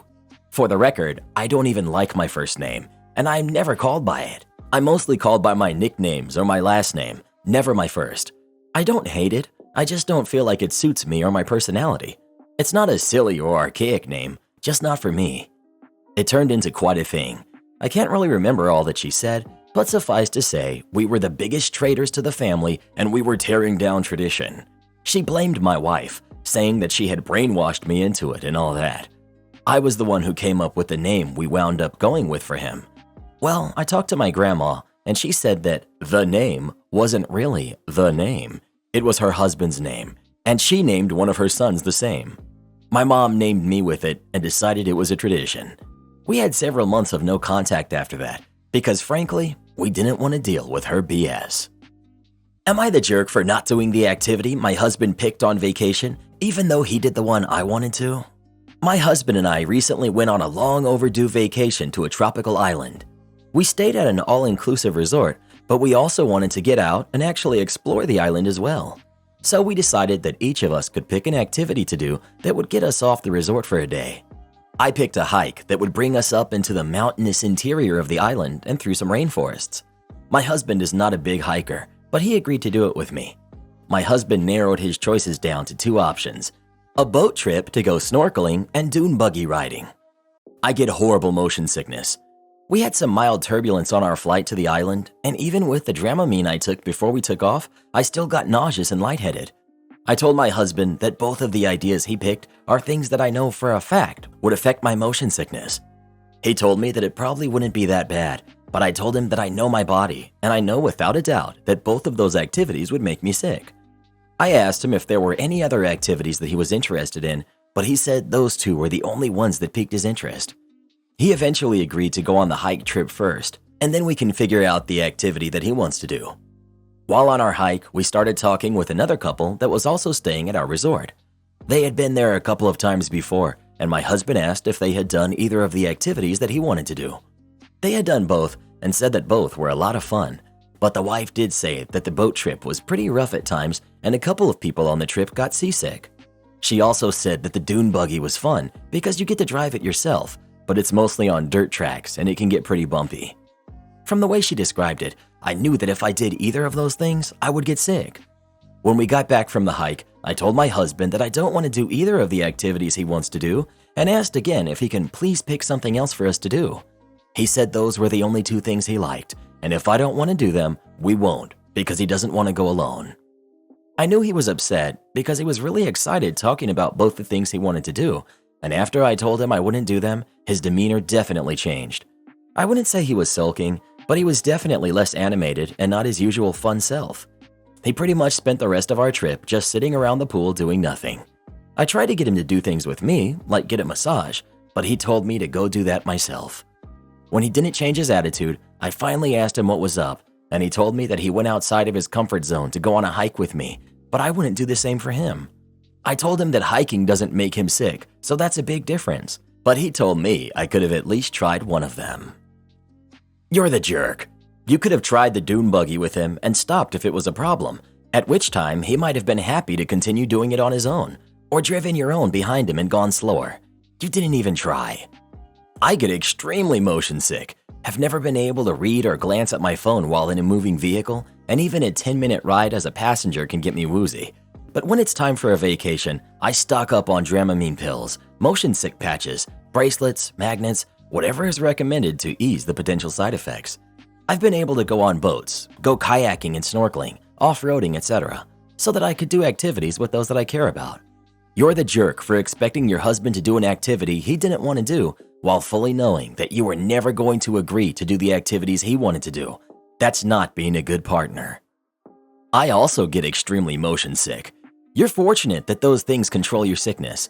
The OP knows how she reacts under certain circumstances, and I don't think she should have to get physically sick to prove it to her spouse. My spouse and I went on a similar vacation last summer. I wanted to do an excursion which involved traveling in an open-air vehicle to do a hike. I was told that it was about a 20-minute ride. It was not. More like 90 minutes of mountainous roads, speeding up and slamming on brakes. I was so sick by the time we arrived that I was seriously considering walking back to the hotel. I wouldn't wish that on anyone. I understand the spouse being disappointed, but I also see the OP's point of view. No jerks here. Everyone sucks here. I 100% understand you not wanting to risk motion sickness on your vacation, and I think your husband is a jerk for expecting you to just try it when you're getting nauseated on airplane rides. Edit. You were transparent that you didn't want to do those things for a totally legitimate reason. I also understand feeling disappointed that he put a damper on things when he didn't get to do what he wanted. However, I feel like where you lose me is the deal you made, where you got to do what you wanted and he was left feeling like he missed out. If you couldn't agree on activities you both liked or follow through on the compromise of you both getting to plan a day, you could have agreed to just not do anything off-resort. My wife and I have done the all-inclusive thing, and there's plenty of fun to be had just enjoying each other's company on the beach or by the pool. Many offer events at night, like music or dancing, etc. You pushing him to do the thing you like, but no he doesn't, all while knowing full well that you were never going to do the things he was excited about, is a pretty selfish move. Y'all should have planned better in advance and made sure you were both happy with what was planned versus making sure your desires were covered and agreeing to figure out what he wanted while you were already on vacation. You played a game of chicken where you both assumed the other would roll over, and instead you both lost out. Just try to communicate better next time. Well, who do you think is the jerk? OP or her husband? Please let us know. I'm sorry, but if I get motion sickness doing activities you want to do, I'm not going to do them. Sulk all you want. If you loved me, you wouldn't want me to get sick. Entitled nonprofit goes from $10 million a year to zero due to arrogance and greed. So I volunteered with a nonprofit service club for almost 2 decades. We had a fundraiser, legally licensed gambling in our country, that would gross $1.5 million per year. There were only a dozen members, so we didn't do much except hang out, volunteer for other charities, and redonate the money with a big presentation check. In 2019, we fired one of the 2 employees for our fundraiser. I agreed to work for 3 months as a contractor at $25 an hour until they found a replacement. I found ways to improve the fundraiser and turned $1.5 million in annual sales into $8 million after only 9 months. Then lockdown hit, and I revamped everything again to get us $15 million annual sales, $10 million net profits in 6 months. I was working my butt off, putting in 50 to 60 hours a week sometimes. The club was pressuring me to submit an invoice as I hadn't been paid the entire time. I wasn't motivated to charge anything since my original intent was to work for free for 3 months, but finally submitted a discounted invoice for $52,000 for the past 15 months after we all agreed I'd been working too long and they dropped the ball in their intention to hire a replacement. They paid, but freaked out on me and accused me of greed, fraud, incompetence, etc.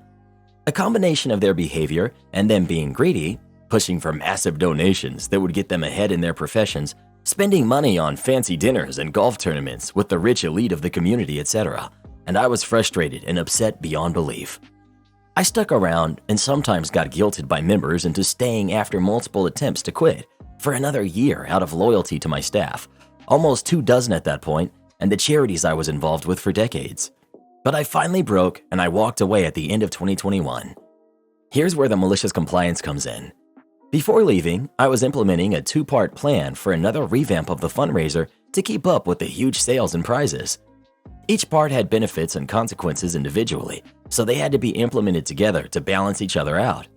The first part took a long time to plan before I left, and once it was ready, it was easy to put the second part in action right away. I reported what I was doing at the club, and they accused me of being incompetent once again for not understanding the consequences of the second part of the plan. They didn't understand the big picture, but I was tired of arguing with them. I implemented the first part as they had approved because everything was already changed over and impossible to revert back. I didn't try to convince them at all about the second part being necessary and left them to deal with the consequences after quitting. A year later, they're accusing me of sabotaging the system and not explaining the need for the second part. The fundraiser has fallen apart this past year with less than $2 million in sales, but still with massive expensive, and the system is bleeding money. They've reportedly lost money this year and have no idea what went wrong.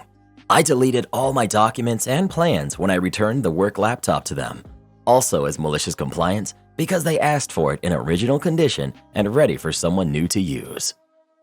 Am I the jerk for telling my late dad's in-laws that their granddaughter is not my responsibility? I'm 19, male, and my younger sister, Kala, 15, female, lives with me. Our dad and his wife passed 3 months ago. Mine and Kala's mom passed when we were younger. Dad and his wife had been married for 4 years. His wife had a daughter, Lacey, who is now 5.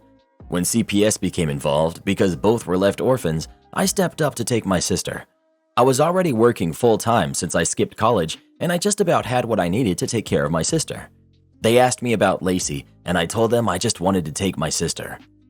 Lacey was placed with her grandparents, my dad's in-laws. They became aware of the fact Kala came to live with me and that I had been offered the chance to take their granddaughter and refused. Once they learned this, they asked me why, and then pestered me about it for weeks. Finally, they told me that they were older and she could use as much family as possible and that she misses Kala. She wouldn't really remember me. I asked Kala if she wanted to see her, and she said not really. So I told them we were not interested in staying in their granddaughter's life. They told me she's our little sister, that my dad would have wanted us to stick together. I told them I didn't care what my dad wanted. They said not to punish her for the sins of my parent. I blocked them and continued on with things until they sought me out on social media via one of their older grandkids and told me that I should be ashamed of myself and their granddaughter deserves to be with her siblings and be raised by me since I'm young, fit, and healthy and could run around after her like they can't and will be around a lot longer than them. I replied once that their granddaughter is not my responsibility and that I wanted them to leave me and my sister alone because we have no reason to be in touch ever again. That wasn't the end, and they called me selfish and cruel a few times via another account, so I had to set my account to private to stop them. Am I the jerk? Edit to add, making clear that Lacey was my dad's stepdaughter, not his daughter. Edit 2, I'm a guy, not a girl. Just wanted to point that out because I've noticed a couple of people use the wrong pronouns for me and figured adding it here would help. Edit 3, some info that keeps being asked. The biological dad is not on the scene. I don't even know if he's still alive. He's never seemed to be in the picture though. He could also be unknown or something, but there is no biological father involved. I also was not close to my dad, neither was my sister. There was a lot of stuff involved there, but I was no contact with him and everyone but my sister for more than a year before he and his wife passed, so I had nothing to do with Lacey for more than a year. Wait, you're 19 and looking after your 15-year-old sister, and they wanted you to take care of their 5-year-old granddaughter too? Not the jerk. They need to figure out how to provide care for their granddaughter. You're 19 years old. Taking care of a 15-year-old is a lot different than raising a 5-year-old. Sounds like Lacey isn't even related to you. Not the jerk. Her relatives can work it out amongst themselves.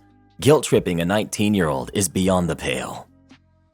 Am I the jerk for telling my son's teacher to speak to me, not my girlfriend? This happened a few weeks ago, but the situation was brought up again recently. I, 28 male, have a son, Nathan, who's 6. I'm his sole parent because his mother lost the custody battle. His school was made aware of this when I removed his mother's details from their system, and his current teacher for grade 1 has not met my ex. Due to the nature of the custody battle, his teacher does know about my ex for safety reasons, as she's been barred from coming to the school to get him. Basically, she knows that if she ever sees me with a woman, it's definitely not my ex. His school has parent-teacher meetings twice a year, once before the Christmas break and another at the end of the academic year. I've been dating my girlfriend, Venus, who's 24, for the past 8 months, and she has an amazing relationship with my son. He likes her a lot, and he asked me if she could come with me to the parent-teacher conference because he wanted her to hear that he's doing well at school. My son used to struggle with English, as his mother's native language is Spanish. My Spanish is okay, but Venus is fluent, so she helped him improve his English speaking by tutoring him. At the meeting, I noticed that the teacher was only speaking to Venus. She was making eye contact with her and only directing conversations to her. I found this annoying because although I know most primary parents are women, the teacher is well aware that I'm Nathan's sole parent. Venus kept redirecting the conversation to me, and I did ask a few questions, but the teacher would speak to me for a few seconds and then go back to speaking to Venus only. Eventually, I said, "I'm sorry to interrupt you, but I'm Nathan's father, and I'd appreciate it if you spoke to me."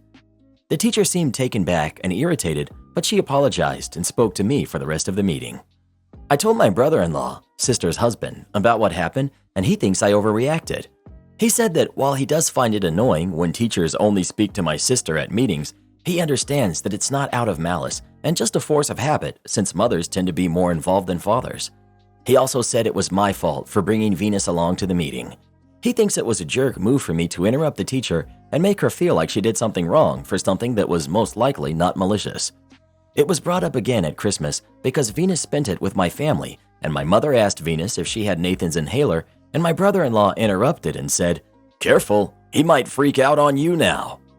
I would like to put this situation to rest. Am I the jerk? Edit. I did tell the teacher that Venus was my girlfriend as soon as we sat down. Not the jerk.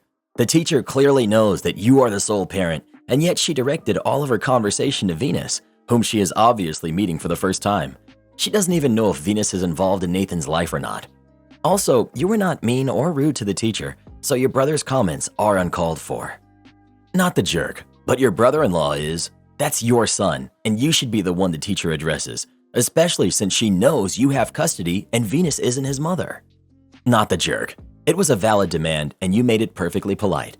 The difference between your brother-in-law's experience and yours is that while the teacher may mostly talk to your sister instead of him at parent-teacher conferences, your sister is actually the kid's mother.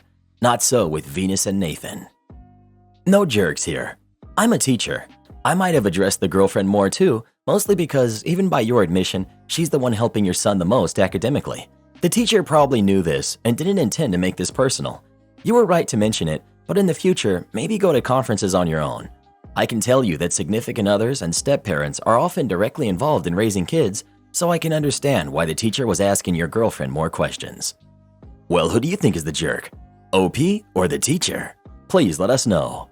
Am I the jerk for not calling mother-in-law to apologize after reviewing the security footage? I'm currently planning a wedding with my incredible fiancé, Ryan. Ryan's mom, Kate, does not approve to say the least. She's been pretty rude to me over the years, and I know she doesn't like me.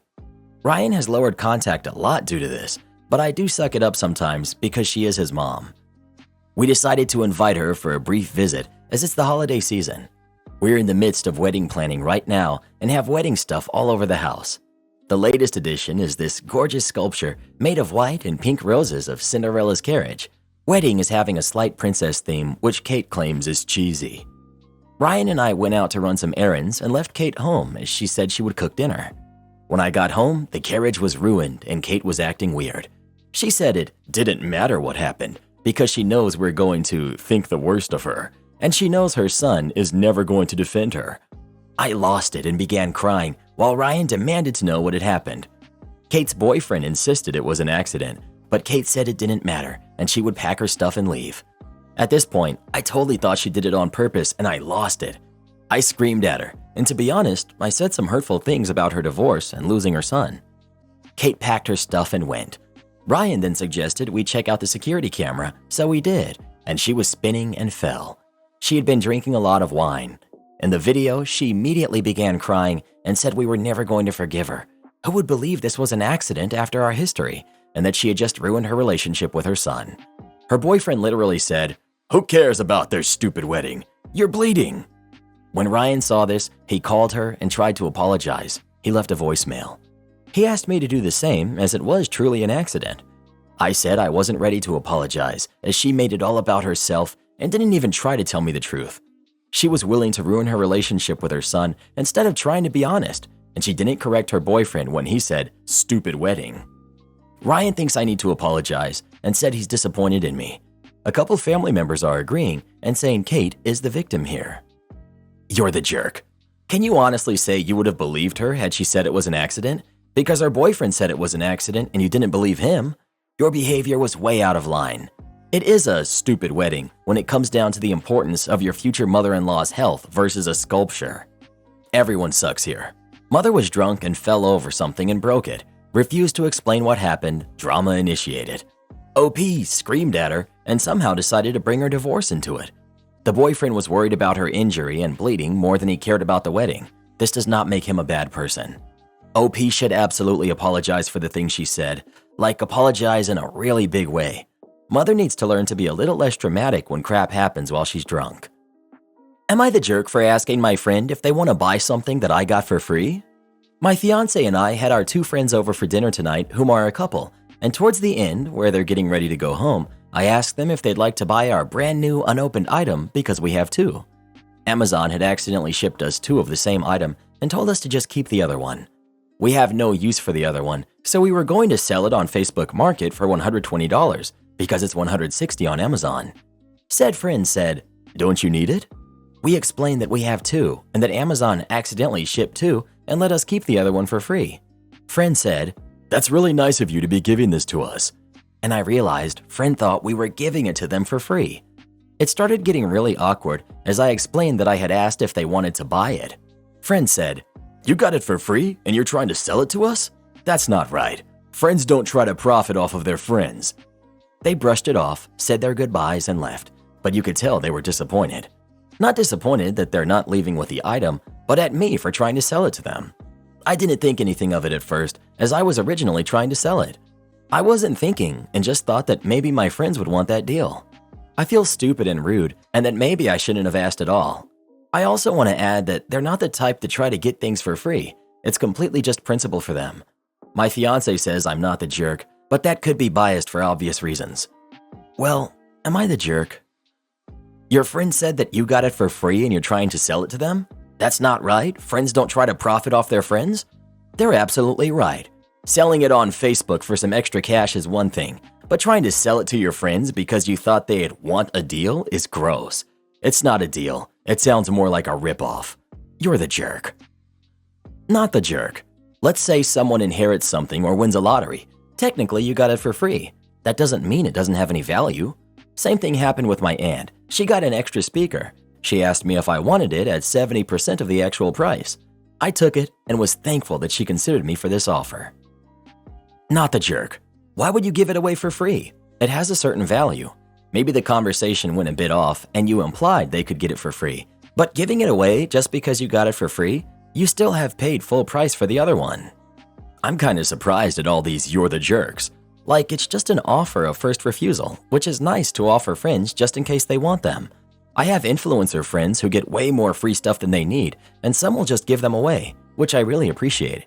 And some will sell them at discounts, which I'll buy if I see something I want. I don't expect my friend to give me something free when they could have made money otherwise. Like, it's nice when some do, but I understand either way.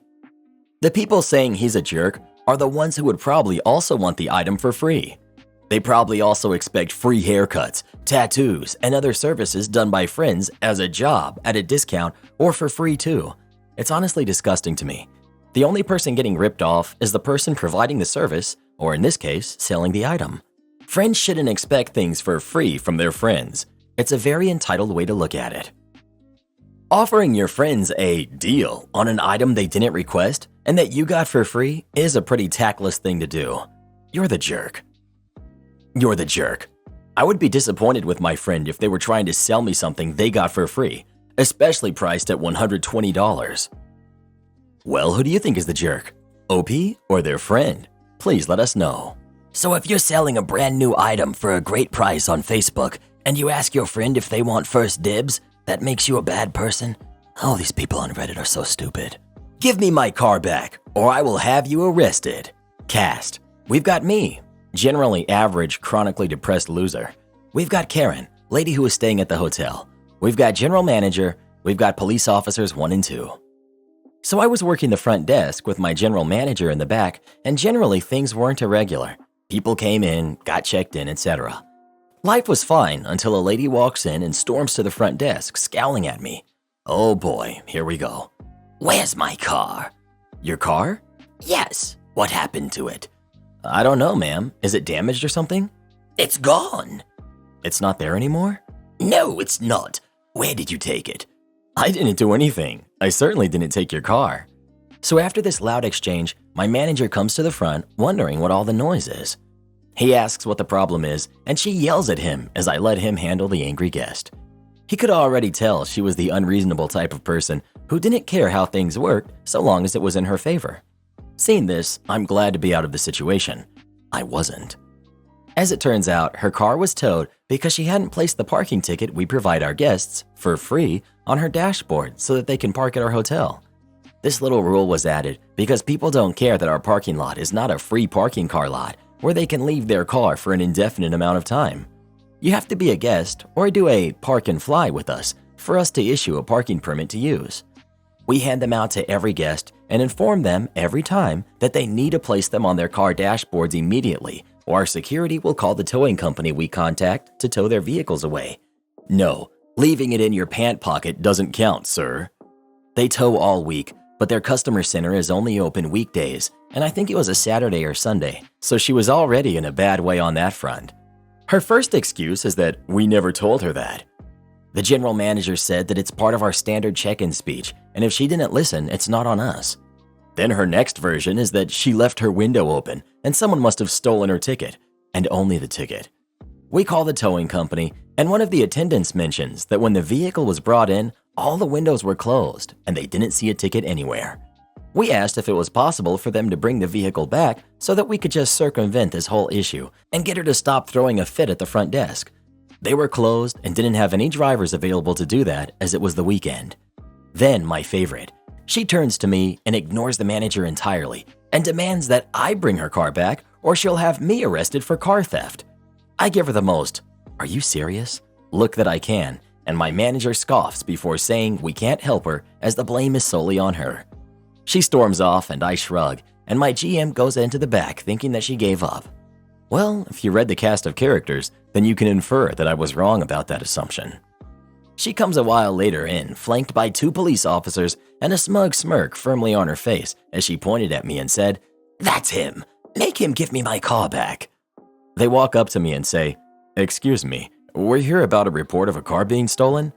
I sigh and take a moment to pinch the bridge of my nose and give the lady a very deadpan glance before turning to the officers. "I assume Karen called you?" "Yes, she did." I roll my eyes and launch into an explanation of events and why her car has been towed, not stolen.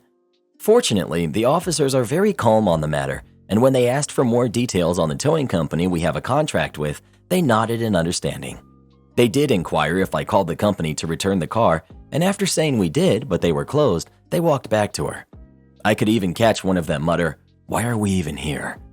After they talked to her and her growing more and more outraged, she finally threw up her hands in frustration, stomped off to her room, and left the next day. She trashed the room, but we had her card on file, so we got the last laugh. Am I the jerk for forcing my son to wait to marry his then high school girlfriend? I, female 50s, have 2 sons, Dan, who's 22, and Sam, who's 27. Dan started dating Fran in their junior year. Towards the end of the school year, Dan came to me and said he wanted to marry Fran. At the time, Dan had multiple college options, which he was going to decline to stay in our town and marry Fran. I obviously didn't support this. I wanted my son to go to college and knew he wanted that too, as he had always been ambitious. I told my son that he had his whole life ahead of him and he could get married later, but didn't need to rush it. I told him that if he went to college and waited, even just a year or 2, I'd pay for his tuition. At the time, I didn't know how serious their relationship was, as they had been dating for a little over a year and was scared it wouldn't work out and he'd waste this opportunity. My son happily accepted this offer and agreed with me that it would be best to wait. This year, my son graduated college but maintained a long-distance relationship with Fran, and they announced their engagement a couple months ago. We were all ecstatic about it. Sometime between then and now, my son told Fran that I was the reason he waited until now to propose.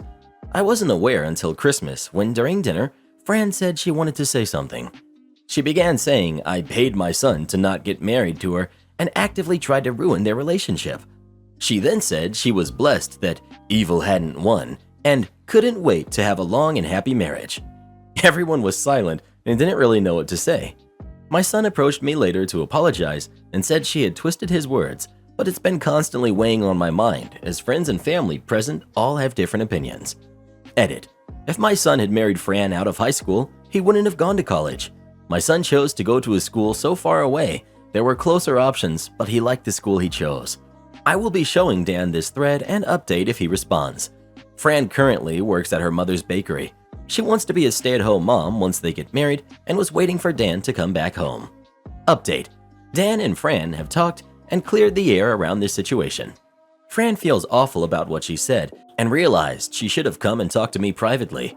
This situation, however, brought up other issues between the two and their future, as Dan expressed to Fran he would like to go to law school.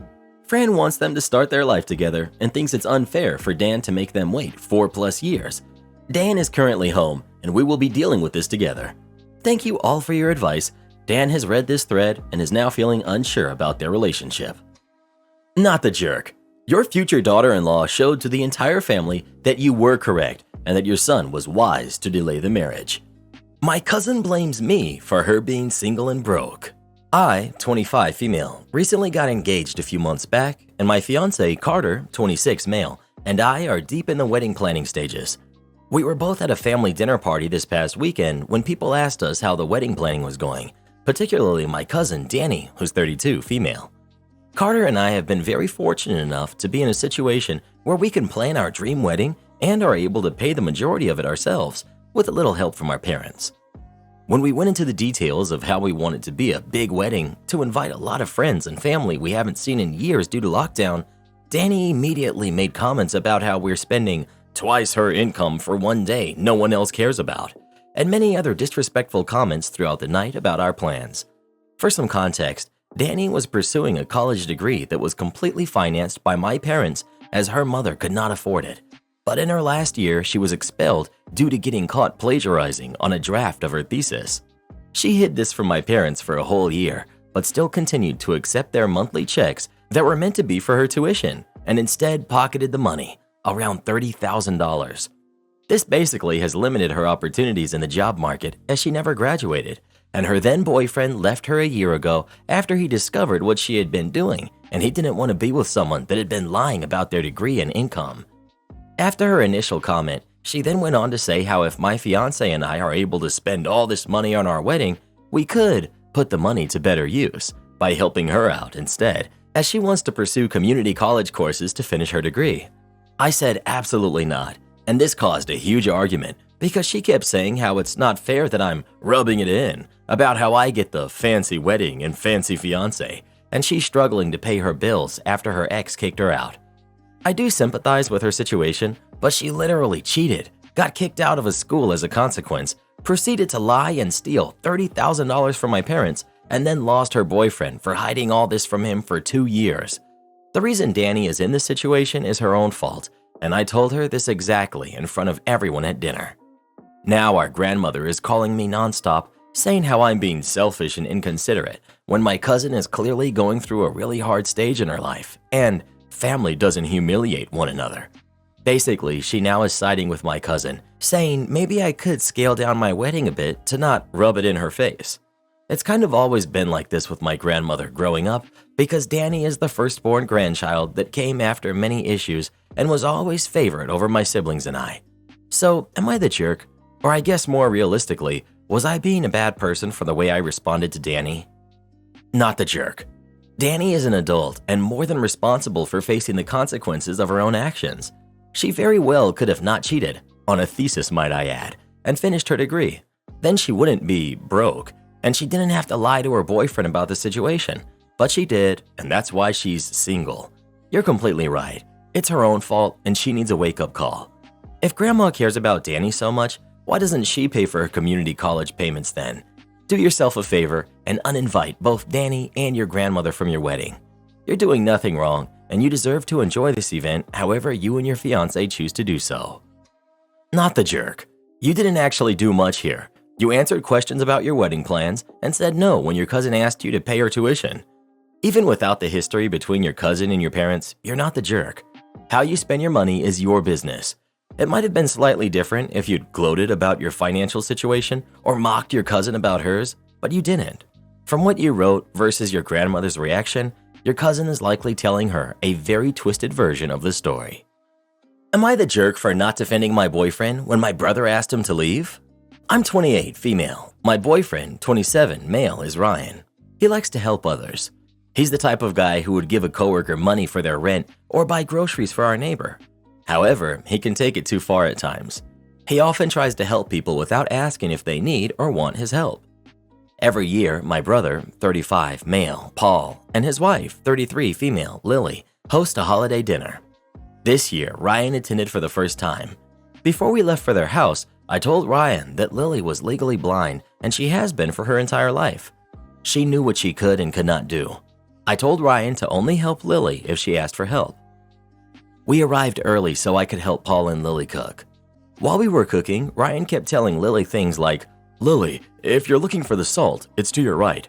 Or, "Lily, don't put that there, it's too close to the edge." Lily and Paul both told him that while his commentary was somewhat helpful, it was completely unnecessary. Still, Ryan did not stop. However, things became tense when Lily went to go chop vegetables. When she pulled out a knife, Ryan stopped her and asked if he could take over because he didn't want Lily to hurt herself. Lily said she'd be fine, but Ryan insisted she give him the knife. Finally, Paul got annoyed and told Ryan to stop. Ryan did stop, but he kept hovering over Lily when she was chopping. I asked Ryan to sit down until dinner was ready, but Ryan insisted that he just wanted to help. Finally, Lily asked us to set the table and greet people arriving. We did, but things were still tense. I did pull Ryan to the side and reminded him again to only help Lily if she asked for it. He agreed, but I could tell that he was still upset. Everything finally boiled over after dinner. My nieces, who are 5 and 3, have a game they love to play with their mother. They will hand Lily something, and Lily will have to guess what it is.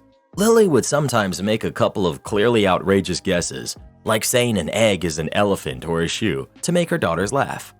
After dinner, the eldest handed Lily the salt shaker. When Lily guessed that it was a phone, Ryan piped up and said it was a salt shaker. Lily laughed it off and explained the game to Ryan, but I could see she was annoyed. My niece then handed Lily a coin. When Lily guessed incorrectly, Ryan loudly told Lily that it was a coin. This was apparently the last straw for Paul. Paul demanded that Ryan leave since he clearly couldn't respect Lily. Ryan insisted that he was trying to be helpful. However, Lily said it was probably best if Ryan and I left. I quickly gathered up our things and managed to convince Ryan to leave. Ryan is currently upset with me. He said I should have defended him, especially since I knew he was only being helpful. He also insisted that I should have stood up against Paul's overreaction, Ryan's words. I'm now wondering if I should have defended Ryan. Am I the jerk? Not the jerk. Ryan didn't deserve to be defended there. I'm sorry, I'm sure you love Ryan, but good lord, he sounds insufferable. He wasn't being nice, he was being patronizing. Lily neither wanted nor needed his help. He stuck his nose where it didn't belong, and he was asked to stop numerous times. I would have kicked him out too. It doesn't sound like he wants to be helpful. It sounds like he wants to be the benevolent yet superior being. He wants to feel the gratitude of the lesser masses. He can't handle being around a capable person who won't accept his magnanimity. Your boyfriend is very condescending. Not the jerk for not defending him, but maybe you should have told him to back off yourself more firmly. Young firefighter disrespects a lieutenant, so I shame him and get him to quit. I got revenge on this jerk I used to volunteer firefight with. This was in the early to mid-2000s. I decided to join the local fire department as a volunteer firefighter. I did it for about 5 years and it was great. Training consisted of 3 months of fire training, 2 nights a week, and all-day Saturday, and then you would go to EMT training, another 3 months of training. I was about a year in and I was asked to help train some new recruits. One of the lieutenants, Amy, was a short, middle-aged woman who was so full of fire she could make a grown man cry. One of those people who commands both fear and respect wherever she went. Honestly, a great lieutenant and a great person. When she wasn't being a drill sergeant, she was extremely kind and generous. She would often bake people cakes and treats and deliver them to the various stations in our department. However, in this new academy class that I was asked to help with, there was a jerk kid that we will call Aaron. Aaron talked big during the training and acted like he was the all-American hero, like he was going to be the leader in backdraft too. He performed moderately well in training, but far from the top of the class. He gets assigned to Amy's station, which is a pretty quiet station in the department. A few months after he starts, Amy swings by my station one night to say hi. She brings us the motherlode cake from Claim Jumper, massive 6-layer cake. She explained that she had treated her crew to a night out at Claim Jumper, which must have cost a lot of money. I think she took out 8 people and bought a whole cake to top it all off. They had eaten the first 2 layers, so she gave us the remaining 4. We thanked her profusely and she left. Back then, the big social media platform was MySpace, and I decided to look up some of the people in her department to make friends. I came across Aaron's page and I noticed some photos of him and the rest of his crew at Claim Jumper with Amy. However, when I read the comments, he bragged about how he had purposefully ordered the most expensive dinner, appetizers, and drinks since Amy was buying. He bragged about how he was going to take advantage of her stupidity. This alone ticked me off because she was being super nice by doing this and generous. What an ungrateful, selfish jerk. Then I read the rest of his profile. He had videos and memes on his page glorifying himself as a superstar firefighter, bragging about running into burning buildings and how he was such a hero. He was flirting with girls, blatantly trying to impress them with how brave he is. Bear in mind, he just graduated from the academy 3 months prior and hadn't even gone to EMT school. He had never been to a house fire, and all he basically did was carry gear for the other fully qualified firefighters. It was too much for me to tolerate. So here's the revenge. I printed off copies of his MySpace page, including his comments about Amy and toxic bragging. I made multiple copies and took them to every station in the department. We all had pagers and a small keyboard at each station to send out text messages. I made an anonymous, all-staff page to everyone in the department. I had to keep it brief since I couldn't fit a ton of characters, but I sent out his MySpace info and told everyone about how he had treated Amy. Within an hour, Aaron had cleaned out his MySpace page of all the posts, photos, etc. A couple of days later, he deleted his account. It's a good thing I had made so many copies. Immediately after this happened, he stopped coming to volunteer, and a few weeks later, I heard that he had quit. I later talked to Amy and admitted I was the one who sent the page. I told her I hated how he treated her and she thanked me. She seemed really sad and hurt by what he had done, but being the tough, short lady that she was, she quickly got back into being an actual tough firefighter. She later started dating and married a fire chief that also helped out at the academy. I've lost touch with her, but I hope she did well. She seemed happy last time I saw her. Owner steals the tip I left from my favorite waitress. I go to a local lunch spot a few times a week, and I'm waited on by the same young woman every time I eat there. She's always very polite, and she knows I have limited time, so she lets me leave cash on the table for my bill rather than stand in line at the register. I always leave her the change, probably about $6 on a $14 tab.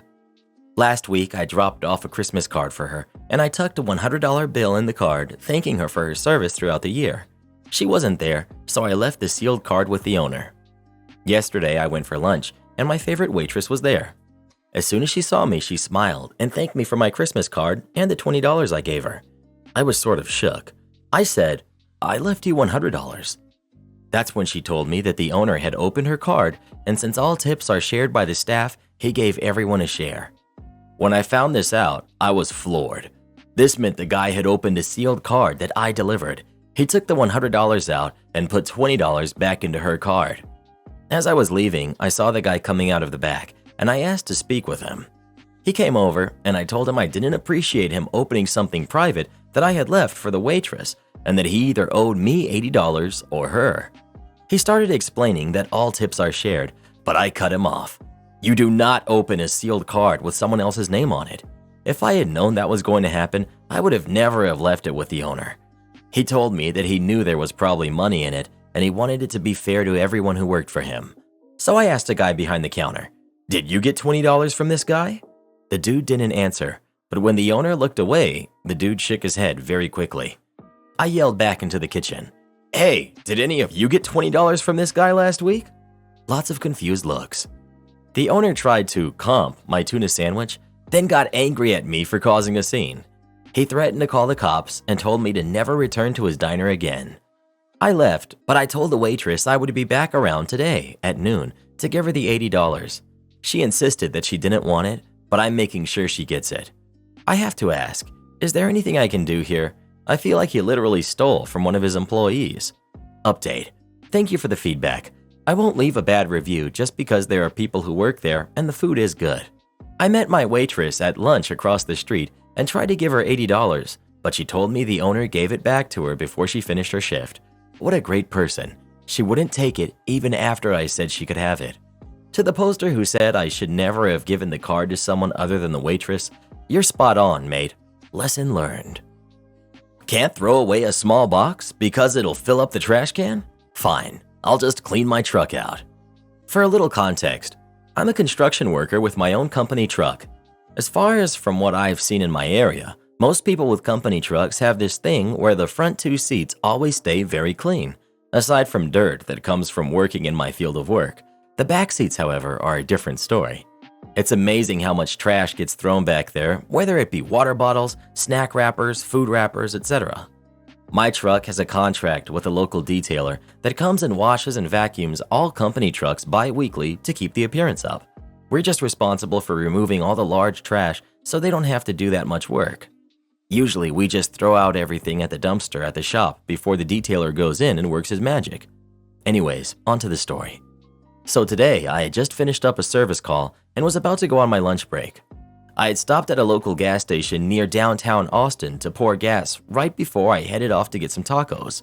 As I'm pouring gas, I look in the back of my tailgate and realized I forgot to throw away trash at the job site and didn't want to run the risk of it flying out and possibly causing an accident. So naturally, I decided to take it out, break the box down, and toss it in the trash can at the pump. Now, the box itself wasn't too big, about the size of a shoebox, and once broken down, it was probably about a quarter of that size. As I took the broken down box and placed it in the trash, one of the ladies who worked at the gas station came out furious, saying I wasn't allowed to throw away that box. She claimed the trash was only for smaller items and we weren't allowed to throw away larger things. I was really confused and told her that it really wasn't all that big and I didn't see an issue. She then argued that the cardboard can unravel and fill up the bin, and then she would have to replace the bags. I didn't feel like arguing, so I just obliged and took out the box and placed it back in the tailgate. She thanked me for not being so difficult and was about to go into the gas station before I stopped her and asked, "So then, what can I throw away in the trash?" She replied with anything small like water bottles, taco bags, wrappers, etc. Now the malicious compliance. After she said that, I thanked her for letting me know and proceeded to open the back door to my truck, and she got a hold of all of the mess. I then proceeded to take out small loads of empty water bottles, taco bags, etc. It's truly amazing how much trash builds up in these construction trucks. Unless one had been recently cleaned out, I have never seen one with little to no mess. I think I'm pretty good at tossing the stuff out of my truck, but every 2 weeks when I submit my truck for cleaning, it always baffles me how much mess is in there. I then proceed to stuff the trash can with trash and fill it up. Now, granted, these trash cans already had trash in them and weren't all that big, and I didn't really press down the trash to make it more fit. I then proceeded to move to the next trash can and started filling that one up, all while looking at her with the biggest smirk on my face. She then proceeded to tell me that I can't be throwing out that much stuff because it's only meant for small things that I bought from the store. I then proceeded to show her that almost all of this stuff can be bought at the store she was working at. She then screams at me, saying there's no way I bought everything there and that I probably got some from other places as well. I then pulled out my company gas card that was from her gas station and told her that this was the only gas station that I'm allowed to use while in this vehicle. So yes, I come to this store a lot since it's right by my job, and most of this, other than the taco wrappers, came from here. She then proceeded to call me a jerk and a few other names as she stormed off into the store. I just sat there with a huge feeling of accomplishment, knowing that I dealt with that Karen accordingly. If she would have just let me throw out the small box, you wouldn't have to come out and replace the trash bags right now and could be sitting inside on your phone. But now you gotta come out and do the job you're getting paid to do. It must suck to actually have to do what you were hired to do, all because you thought some small pieces of cardboard would fill up one little trash can. Little words of advice. Next time, mind your own business. Hassling a front-end employee for doing their minimum wage job, which is enforcing stupid corporate rules, and who could get fired over your pettiness, is gross behavior. So do you throw trash in the backseat of your personal vehicle also? I truly don't understand slobs who do this to company equipment. I mean, nothing is more enjoyable than emptying trash from equipment before you can run it. Congratulations, you didn't own a Karen. You owned a low-level employee probably making minimum wage. Am I the jerk for leaving dinner early and causing a scene in front of my wife's family? Let me preface this by saying that I, male 35, love my wife, who's 40. I just think she can be a bit inconsiderate at times. My son, 15, male, has what my wife calls a deadpan voice. While I admit he doesn't show much enthusiasm when speaking, I think he has a right to express himself in his own way. My wife, however, insists that he needs to be more enthusiastic and vocal. She often tells him to speak up or say it with feeling, and I can tell that it gets to him. My wife recently started taking a different approach, which I can tell really bothers him. When addressing him, she talks in the most enthusiastic voice she can muster. She'll even go as far as to clap her hands and make facial expressions as she talks to him. How was school today? Tell me all about it. Speak loudly and with enthusiasm. Think kindergarten teacher talking to her students. My son just looks at her like she's crazy, and I can tell he's embarrassed. I've tried to privately talk to my wife about this, but she doesn't seem to get it. She insists that her way is the right way, and that our son needs to learn how to be more outgoing. So fast forward to yesterday. We were celebrating Christmas at my sister-in-law's house, and my son asked me to pass the gravy. My wife, in her usual enthusiastic voice, started saying, "Say it with feeling, honey. Can you ask for the gravy with enthusiasm?" I snapped. It's one thing to do this when it's just the two of us, but doing this in front of our family was too much. I got up, took my son, and took him to the movies, leaving my wife with the other family members. After we got back, my wife pulled me aside and absolutely ripped into me for causing a scene. She said that I was embarrassing her and that I was out of line. I told her that I was tired of her trying to fix our son's personality and that I felt this was a good opportunity to make a point. My wife's family hasn't said anything to me, but I've been getting a lot of judgmental looks from them. I just wanted to stick up for my son, but did I go too far? Am I the jerk? Loudly and with enthusiasm, not the jerk. I have a friend whose diction is very emotionless, OP, and they are an absolutely wonderful person. It doesn't mean anything about his personality or his capacity for emotion or passion. You're doing the right thing standing up for your son. Not the jerk. Not the jerk. She's purposely embarrassing him in front of the family and treating him like a toddler. Your son is 15. You're the jerk. Your wife is right. You shouldn't allow your son to be an emotionless rock. It's up to us as parents to help our kids develop into people of substance. As you can see in all these comments, substance is definitely lacking in these foolish commenters.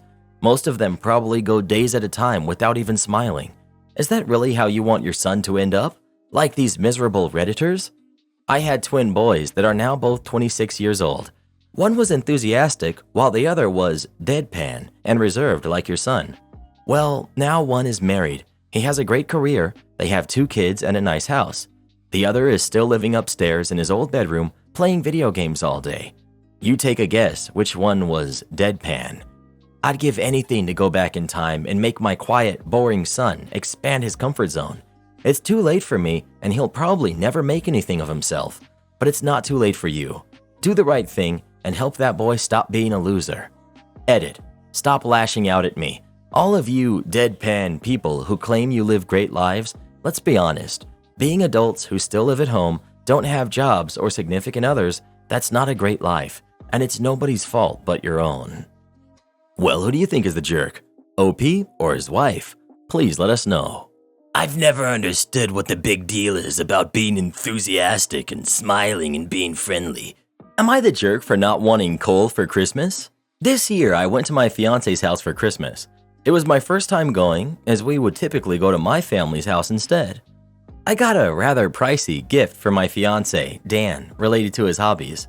I got nice gifts for Dan's parents based off of things I had talked about with them before, and I got a small pack of chocolates for each of Dan's other relatives. I didn't know them that well. I wasn't expecting many gifts from Dan's relatives because I didn't know many of them that well, but I was certainly expecting more than I got. At first, I was excited when I saw that there was a big pile of gifts for me. However, once I opened the first one, it was just a piece of coal. Everyone laughed, and I just kind of laughed along, thinking that it was a gag gift and that the other gifts would be different. But every single one turned out to be coal, all 18 of them. I started to get upset, so I cried and lashed out at Dan, but he calmly explained, apparently, that this is a long-standing tradition in his family, where they gift coal to the newcomers who are celebrating Christmas with them for the first time. He explained that it's just easier that way, since all of the relatives who might not know the newcomer well don't have to stress over finding a gift for them, and it's a fun experience for the newcomer as well. I told Dan I couldn't believe I skipped my own family celebration for this and left. But now, Dan and some of his family are blowing up my phone, saying I embarrassed him in front of his relatives and that I made it awkward for everyone. So, am I the jerk? Not the jerk. You skipped your family's Christmas for this, and they shouldn't have done this to you without a warning. Just because they enjoy this tradition doesn't mean it can't be hurtful to you, and they clearly ruined the occasion and then gave you a stupid explanation. Especially your fiancé is inconsiderate in all of this. You deserve better. This was legit humiliation. Seems like I'm in the minority, but you're the jerk. It's a lighthearted joke, not a hazing or a humiliation. Opening up presents that are coal is not an ordeal, guys, and OP way overreacted. Significant other could have prepared her a bit better by not letting her spend too much on gifts or hinting at the joke that she'd be part of. Well, who do you think is the jerk? OP or her boyfriend's family? Please let us know. I kicked out my mother-in-law because she wants my husband to leave me. I'm 24, female, and my husband, who's 25, male, and I just had a beautiful baby girl 2 months ago. His mom is a self-made entrepreneur, and she's honestly an inspiration to me. She's strong, intelligent, had fought hard for everything she owns, and before I got pregnant, we got along just fine. She supported me in my professional decisions and never showed any sign to not approve of our relationship. When we told my husband's parents that we were pregnant, his dad congratulated us and looked so happy to be a grandfather. His mom, not so much. She quickly asked us what were we going to do, and that if we didn't want to have the kid, she would support us. She believed that we both had promising futures, and if we had a baby this early in our careers, we'll never fulfill our dreams. But my husband and I assured her that we had everything planned. We both agreed that I was going to dedicate a year to our daughter, and then I was going to go back to work. We never asked them for a penny, and neither of us waited for them to fund our new lifestyle. My mother-in-law didn't like it. My husband had a good job, had just enrolled himself on a master's degree, and now he's going to be a father and the breadwinner of the house. For her, it was too much on his shoulders.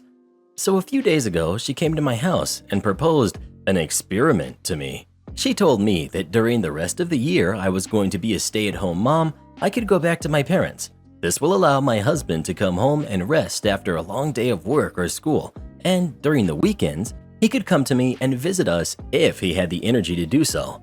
I said that it wasn't fair since she was our daughter and not just mine, and that she shouldn't expect my husband to not have any kind of responsibility towards her. She said that after I ruined my husband's life with an early baby, that's the least I could do. That I was going to grow comfortable after 1 year of doing basically nothing, and that if my husband was lucky, this would end on a divorce, which for her is the best outcome by now. I couldn't believe what she was proposing to me and told her that she was crazy for even thinking that, and that our baby didn't appear magically in my belly. I kicked her out, and when my husband came home, I told him everything. We decided to cut contact with his mom, but I can't get the fact that she said I ruined his life out of my head. I'm not planning on being a stay-at-home mom forever, and to be honest, I do want to get back to work. I'm an architect while my husband is an engineer, and I very much enjoy my career. He does come home from work tired, but our baby isn't a big problem. She doesn't cry all the time, and we get her to calm down very easily. Also, it's not like I'm home doing nothing. I do small projects for my friend's firm every now and then as a freelancer, and I have a position waiting for me there. My husband and I just decided that I had to remain available for our daughter the first year in case anything happens because this is our first baby. Edit. Whoa, thank you for all of your input. I can't believe this blew up. My mother-in-law hasn't always been like this, but after we decided to have the baby, her behavior changed completely. I'll answer some of your questions you left. Again, thank you so much. Karen tries to force me to cover her shift, ends up losing her job. Okay, so I, female 21, work in a small and private liquid and tobacco store. We have a total of 10 workers. For most of them, it's their second job. Only I and 3 other coworkers only have this job. However, I'm a college student, so I'm not working many hours, usually only 10 hours a week. Last Friday morning, one of my coworkers, Alyssa, asked me if I could cover her shift. I declined because since I started working there 3 years ago, I'm constantly covering shifts for other people. However, when I ask for people to cover my shift or trade shifts, nobody returns the favor. So in the last 6 months, I started to decline as well, unless someone is actually sick or so. Alyssa said it's urgent, and since it was the Friday closing shift, I assumed she just wants to go partying since she's known to ask for covering her shifts on the weekends so she can go party. I suggested that she can ask some other coworker. She only said that nobody is willing to cover her shift, and I just said, sorry, but I can't. This conversation was exclusively via text message. Yesterday, when I came to work, my other coworker, Tara, she's kind of friends with Alyssa, at least at work, was upset. I asked her what was wrong, and she just said that I'm a selfish jerk, and then explained that Alyssa apparently wanted to have her shift covered because she was asked to come to some meeting with her boss at her main work, and since she missed it, she was fired. Apparently, she was on the verge of being fired before, and the meeting was to talk out stuff with her boss, and since she didn't come, she couldn't explain herself, and that sealed the deal for her boss. Coworker and I had a fight then. I told her that Alyssa didn't tell me why exactly she wanted her shift covered, and if I had known the exact reason, I probably would have done it. Tara said that Alyssa didn't need to give me the real reason, and the indicator that it's urgent should have been enough. When I said that Alyssa had said such things in the past just to go out partying, she just insisted that I just cannot assume that someone is lying when they say it's urgent. I asked Tara why she didn't cover the shift, and she just said that since she's working 40 hours a week, she needs every rest she can get, and basically said that since I'm just a college student, I shouldn't be so difficult about working a few more hours. I'm feeling really crappy about this. I know that I didn't know the real reason why she wanted her shift covered, but maybe I really should have just believed her when she said it was urgent. I don't know if I should talk to Alyssa and what to say to her. Am I the jerk? Edit. Didn't expect this to blow up overnight. First of all, thanks to all the nice comments telling me it's okay to say no. While I'm doing it, since I was completely overworked in the past, I still sometimes feel guilty about saying no. But somehow, it feels nice that people validate this. Secondly, a lot of you said that her story sounds fishy. I personally didn't question it at first because we sometimes have meetings with our boss after closing time, 9 p.m., as well at the store. But the more people commented, the more I started to doubt Alyssa's story as well. Her main work is in retail as well, so I assumed it was just a stay here after the shift thing. But she didn't bother to call our boss to say it's important. And again, some people say it's unusual to have such talks on Fridays, and it's also unusual to get told about such a meeting with basically no advance. Either Alyssa didn't care about the interview as much, or she lied about having it. I'm not sure, and to be honest, I'm not sure I want to know. I will just stand firm as you all have told me to do, and try not to let them guilt trip me.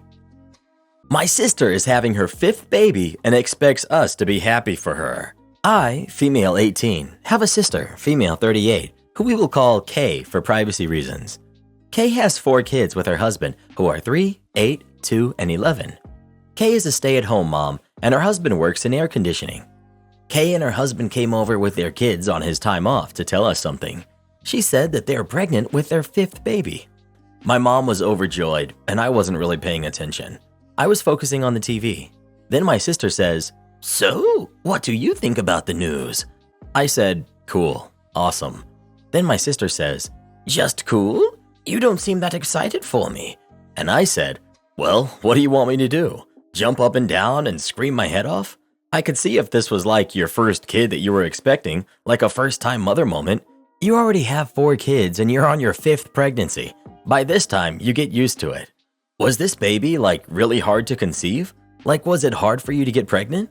And Kay said, "No, it just happened. I took the test a week ago." And I said, "Okay then. So after a certain point, you can't expect people to be as enthusiastic as they were for your first." Kay said, "I thought you would be happy for me." And I was like, "I am, but it's not that exciting for me since you've been pregnant before." She got mad and left with her husband and kids and did not stay for dinner. My mom thinks I should apologize to Kay for not being excited about her pregnancy announcement. So Reddit, am I the jerk? Edit. I just want to clarify that this 5th baby was not a baby that was hard to conceive, or they had been trying and wanting a 5th baby. It just happened. Edit 2. I have been financially supporting her other kids, giving her money and food constantly, and babysitting her kids so that she can go out every weekend to hang out with her friends. I did not add it to my original post because that's not what I was focusing on. I wanted opinions on my reaction to the announcement, not me financially supporting her kids. I could have added that, but I couldn't go over the character limit. Sorry for the confusion. Good Lord, why is it such a terrible burden to be happy about the things that make someone you love happy? Are only firstborn kids worth celebrating? Is a child less valuable because their mother doesn't struggle with infertility? You're not the jerk for not being overly effusive, but your speech about why this baby is no big deal to you puts you in the "you're the jerk" territory. I'm kind of shocked at how heartless most of the replies here are. I'm gonna be excited and congratulatory even if the lady at the newsstand tells me she's expecting, let alone my sister, and I don't even like kids. People on here talk about a new baby being born as if someone bought a new houseplant, for goodness sake. Even like it's an annoyance, or like the sister is irritating for expecting family to care that a new baby will be born. It's so weird to see. Guess Reddit doesn't exactly gather the most socially sound people. Why should she have to be happy? She was polite, and when mommy-to-be didn't get the attention she was angling for, she threw a tantrum and left. Kids should be loved and appreciated, absolutely. But I'm so sick of this whole culture where every pregnancy announcement has to include an entire family grinning and celebrating with a parade and confetti. Not the jerk, OP. You're fine. Why should she have to be happy? Because she loves her sister and her sister is happy. That's how relationships work. I don't know about you, but when a loved one is happy about something, it makes me happy too, whether or not I care about the thing that made them happy in the first place. Not the jerk. You're 19 and they're on their 5th kid. Who would expect a teenager to be overly joyous at this point? You told her that you were happy and that should have been enough. I don't know why people think others should be jumping through the roof at this point, especially someone your age. Yeah, you're the jerk. I get your point, but it doesn't actually matter whether you are excited or not. Your sister is excited, and it's kind to share and reflect back the excitement of those we love. Well, who do you think is the jerk? OP or her sister? Please let us know. Am I the jerk for putting parental controls on my TV and ticking off my father-in-law? I, male 30s, live with my wife, female 30s. We have 2 kids who are 8 and 6. My wife's parents are staying with us temporarily as their home is having some serious repairs done after a freak accident. It wasn't their fault, and luckily they had insurance. The repairs should be completed in 2 months from now. I don't really get along with my in-laws, especially my father-in-law, but I agreed to let them stay here because I thought that time would fly by and it wouldn't be that bad. But I'm posting here, so I guess I was wrong. My mother-in-law doesn't have a job, and my father-in-law works late shifts until around 11 p.m. When he gets home, they will watch YouTube in the living room and play music on it at a loud volume with our speaker system. It's not college house party bass tearing apart the walls loud, but it is still loud. My kids are not light sleepers, but this wakes them up. Then they come to wake me up because they're wanting me to make it stop. My kids need to be rested for school, and I need to get up in the morning to drop them off and go to work. My wife works overnight shifts, so she doesn't witness this. I've tried to talk to my in-laws about it and ask that they please keep the noise down after my kids' bedtime, which is 8:30 p.m. I don't expect complete silence, but I really don't think they need to have the TV on loud late at night. My father-in-law argued with me and said that he doesn't finish work until 11 p.m., so I'm basically expecting him to not do the things he enjoys after work. I told him he can do it before work or on his days off, or it's tough luck. He complained to my wife, who's now taking his side and saying that the kids need to learn how to sleep through a bit of everyday noise. I told her it's not everyday noise and that he and mother-in-law are being excessively noisy and inconsiderate. She's just not there to see it. My father-in-law has been sending me links to buy earplugs for the kids. I've gotten really fed up with this. It's not my in-laws' house, and they're staying with us as guests, and I think that they're being really selfish. I decided to put parental controls on the TV so that my in-laws can't use it after 8:30 p.m. until 6 a.m. the next day. Between those times, the TV can't be used without putting in the password, and only I know it. This doesn't affect my wife, as she doesn't get off work until 6 a.m. and isn't normally home until 6:20ish. My father-in-law is now incredibly upset with me and said that I'm acting like a child, and he keeps pestering me, demanding the password. My wife is also mad at me for upsetting her dad. I'm just so annoyed at this whole situation, and I'm sick of hearing about it, so I just want to know if I'm morally in the clear. Not the jerk. Your in-laws are rude and inconsiderate, and your wife should be managing them and backing you up in this. Had she done so, you would not need to take such drastic measures. Both you and the kids need your sleep. The in-laws are guests in your home. This is wildly inappropriate for them to be acting this way. If they don't like the house rules, they can go to a motel. Not the jerk. Who stays as a guest in someone else's home knowing that they have kids and expects them to be okay with them playing loud music all night? Even without the kids in the equation, that's still totally unreasonable. Not the jerk. Everyone needs to make an effort to make a situation like this as easy as possible for everyone involved. That means being a considerate person. It seems as though your in-laws never learned basic manners. Your kids' basic needs trump your father-in-law's wanting to watch TV at a loud volume in the middle of the night.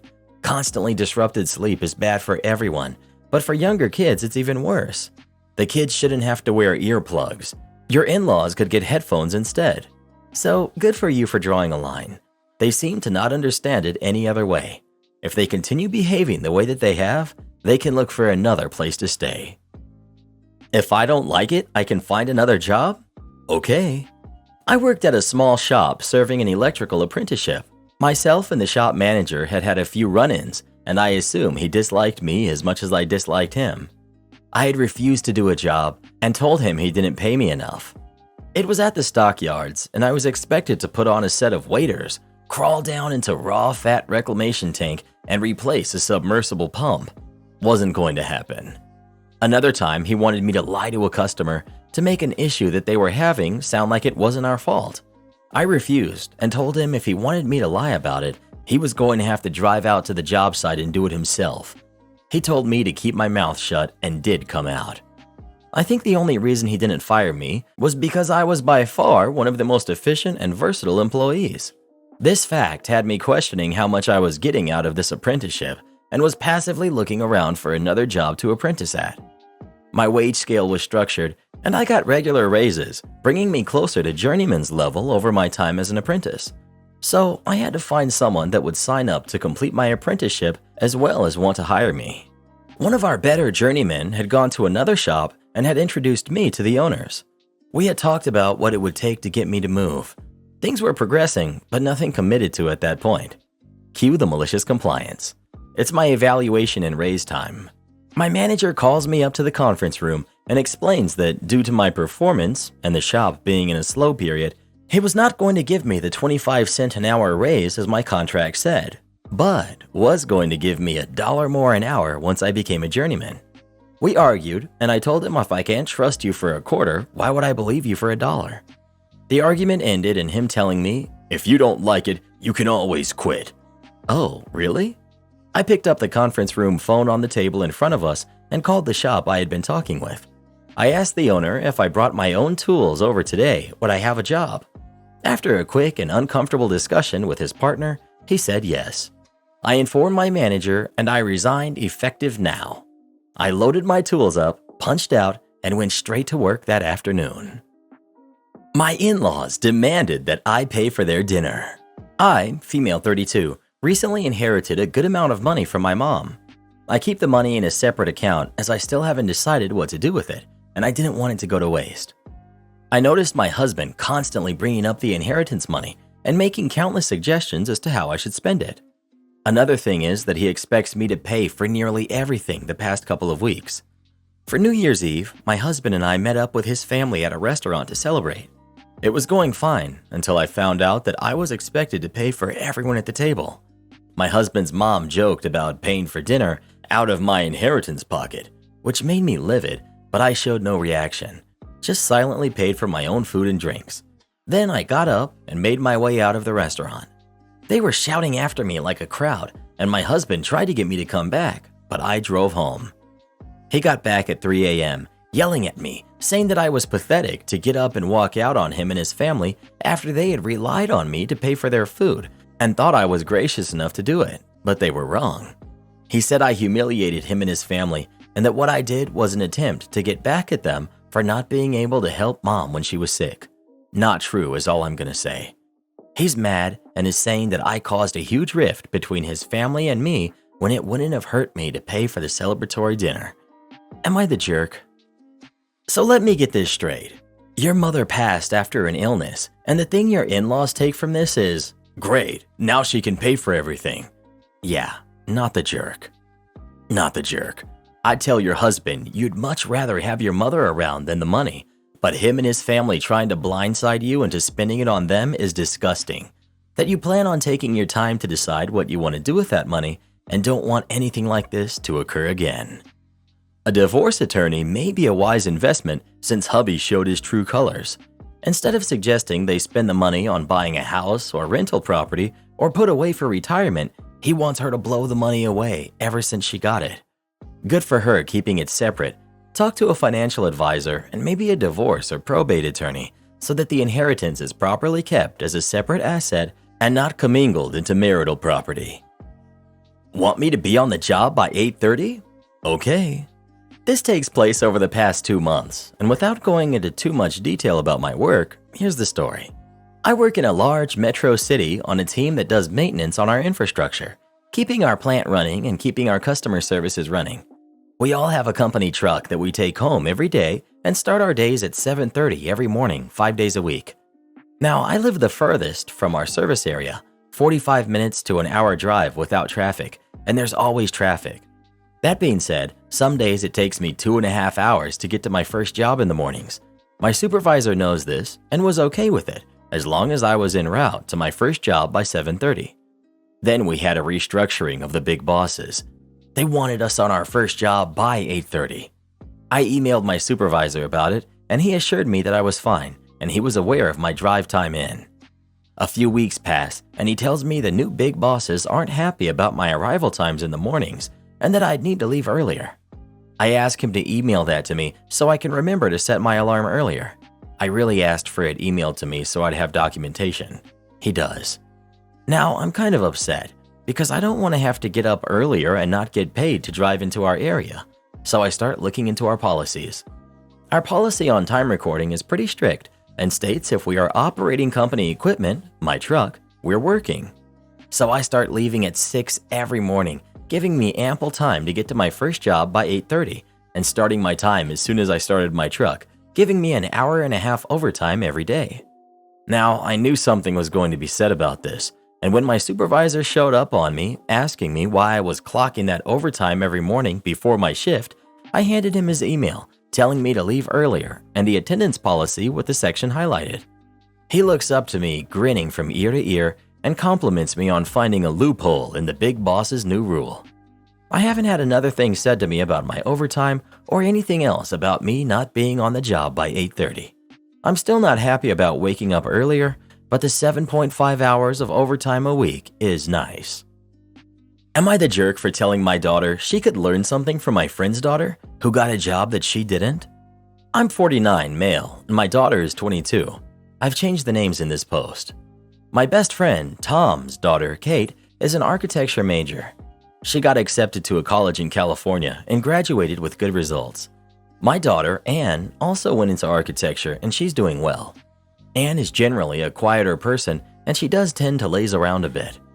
Both Anne and Kate applied for a job at the same firm, which is co-owned by Tom's brother. She didn't end up getting the job, but Kate did, and she was very upset. She's moved on and got offers from a couple of other places. We had a friend's Christmas a couple of days after actual Christmas, where some of my college buddies and their families got together. The conversation turned to Tom and his wife, and they were talking about Kate's new job. I saw Anne and Kate talking, and we congratulated her. We all came back home. Anne left her car at our place and went back to her apartment after.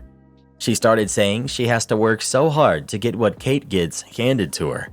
I said this is a competitive field and Anne should be more diligent. She blew up at me and my wife that we're egging Kate and Tom on. Apparently, Kate told Anne that she could help her out. I eventually told Anne she needs to stop sulking over Kate. Yes, maybe Kate had an edge at the firm, but from what I've heard from Tom, she always works on herself and is getting better, and Anne could learn something. Well, Anne got pretty angry after that. Both me and my wife called her, but she didn't answer. I don't think what I said was wrong, but my younger daughter thinks otherwise and said I should post on here. You're the jerk. You have a successful kid who is upset about blatant nepotism, and you decided to use this opportunity as a reason to criticize her for being lazy and not diligent enough. You're the jerk. Also, maybe you could learn something from Tom. Why don't you have any brothers co-owning a business in the field your daughter wants to work in? If you look at all sociological models of professional success, the social network of your parents is a bigger indicator of success than how much one applies themselves. OP is not going to change. His comments indicate that his pastime is looking down on his MIT graduate kid who got job offers on her own merit. He thinks she's lazy since she did not network like the other kid who networked her way into her family's firm. You're the jerk. Of course this is an unfair competition when she's related to one of the co-owners. You're being truly awful to your daughter. You're the jerk. Goodness, just disown your daughter and adopt Kate already. You treated your daughter terribly. Parents are supposed to be cheerleaders, not the harshest critic. Kate has a blatant advantage, courtesy of nepotism. But sure, your daughter's the one who didn't try hard enough and lazed about. Well, what do you think? Is OP the jerk or is his daughter? Please let us know. Funny, I thought I was incompetent. One of my previous jobs was a very toxic workplace because the CEO was an absolute nut job. Micromanaged everyone and always wanted perfection. My role was twofold and therefore required me to work very closely with him a big chunk of the time. I didn't mind the perfection bit, as I'm a perfectionist myself, very meticulous and have a keen eye on detail. It's the micromanaging part I couldn't stand. This one time we had a big media event where we were launching a new partnership. Having extensive experience with local media and knowing the requirements in terms of branding placement, etc., I knew what was needed for such an event. So I set up and even asked some of my media pals to confirm whether it was all visible in cameras. All was in order. Everyone was happy. Anyway, my boss comes in a whole hour earlier than expected and decides to micromanage and take setup matters into his own hands. I had stepped aside to welcome some guests, so imagine my shock when I came back to find him rearranging everything while screaming in front of everyone that we were incompetent and hadn't done it right. "What did I hire you for if I'm going to end up doing it myself?" is a common phrase he used all the time. I tried to explain the reasoning behind the placement, but he wouldn't let me get a word in. He then proceeded to tell me to leave everything as he had said it and let the other team deal with the rest of the event. I complied and removed myself from the event altogether since I was so incompetent. I went to stand at the back and didn't help out again the remainder of the event as per his request. Fast forward to when the coverage came out and everyone was asking why our branding wasn't visible. I told them all to take it up with my boss directly. See, I know from working closely with him that he doesn't like embarrassment and will do literally anything to avoid it. So having our shareholders, other high-profile stakeholders, and media asking him directly about this was a very embarrassing situation for him. Let's just say after that day, he would only show up to events right at the start time. He also told me to draft a policy that everyone company-wide had to follow, including him. When I finally had enough and quit, he said that he was sad to be losing such a great talent. Funny, I thought I was incompetent. Adult man tells his mommy on me, then hits me up on a dating app. I had a lady come down asking for my assistance in her room due to a disagreement between herself and her boyfriend. She said he had caused property damage to the hotel, and she just wanted someone there in the room with them while he packed a bag to leave so nothing else was damaged. I grabbed the cordless and head up, as there were two of us on the desk that night anyways. I get to the room with her and I just chill in the living room while the guy is in the bedroom packing his bag and speaking quietly on the phone. I don't go near him as he isn't doing anything to cause alarm at this time and is packing a bag to leave. I can't hear a single thing he's saying and I just make small talk with the female and her kids. 10 minutes into me waiting up there, a woman barges in as the door was not completely shut and she starts going off on the other lady and myself, saying she heard her son tell me multiple times to get out of the room and how I was being rude and talking crap back to him. At this time, the man comes out of the bedroom with his bag packed and starts getting on me too, claiming everything she's saying to me is correct. I'm bewildered how this went from me quietly being there to make sure that no damage happens to the hotel property to getting yelled at and screamed at. They demand I leave the room and I have officially called the cops. Not only have I called the cops, but a few rooms down heard it too and called. I stay in the room still, as I had noticed some hotel items damaged in the room earlier. I stay on the line with the police while this lady still yells and screams in my face until one finally appears in the doorway. He enters, I get off the phone, and ask to be let out of the room since there are police now to make sure that no damage happens. He lets me out, another officer comes up and asks me for my side on what happened. I explain everything to him, and I let him know the lady is not allowed on our premises after she leaves with her son. I get on the elevator, which so happens to have my coworker on it, as she was coming up to see if I was alright. 30 minutes have passed by this time, and she asks me what happened. I looked at her and literally just broke down. Straight up panic attack. Took me a good 2 hours to fully be okay again. Funny thing is, not even 2 months later, the guy hit me up on a dating app. I told him to go check on his mama, see if she's yelled at any more front desk associates since me, and I blocked him. My fiance expects me to be his free babysitter. I'm 28, female, and my fiance is 29, male. He has full custody of his 2 daughters and 1 son from his previous relationship. I've been with him for 5 years, his oldest is 10. When the world crashed and burned, the kids were put into remote learning. Because I was the one with a smaller income, I ended up having to stay home with the kids while he continued working. This year, the school decided to stay remote, so I am still home. I worked remotely for a little while, but soon was terminated due to the noise the kids made and not having a space away from the chaos. We've not had a break in over 2 years. No one offers to help with the kids. We never have date nights, nothing. The kids are always here. Their mother is a deadbeat. She took them for 4 hours the other day, despite having agreed to have them for 3 nights. The kids now hate her. We do too. Anyways, we got invited out tonight and I'm itching to get out of the house. Our buddy is having a small get-together at his place, 5 people including us. We found out a week ago. Since this point, I have asked my fiancé to find a sitter multiple times. I have searched as well. I've asked my mom and my gram, both of which cannot. So I told him to ask his mother. He has given every single excuse not to. I need to get out of the house. After all, I'm the one who is constantly home with the kids and I need a break. I need adult time, period. So I told him either he finds a sitter or he can stay home with the kids while I go out. In which case, he says that I'm taking things too far and that I'm acting like it's the end of the world. Am I the jerk? Not the jerk. You need to rethink this whole relationship. You are a convenience to him, literally an unpaid worker. You should never ever stop working to support someone else's kids when there's no discussion of the relationship becoming permanent. Edit. I do see where OP said fiancé now, my mistake. However, what I'm trying to convey is that OP is getting boxed into a situation where she will be 100% dependent on her fiancé and caring for kids that can be taken away at a moment's notice until she is legally tied to them. I'm not saying her fiancé isn't a great guy, but he could end this relationship tomorrow or tonight, and OP would be left with no job, likely no savings, a gap in her job history, and a broken heart when kids she's grown to love are suddenly not there anymore. He still gets adult time through work, and I'm pretty sure he gets other extra time like going out for some drinks with colleagues because he needs to go to build team morale or any other excuse like this. What does a regular afternoon look like after he gets home from work? How many times has he taken the kids for the entire day to give OP a day to just be herself and not be such a caretaker nor do chores?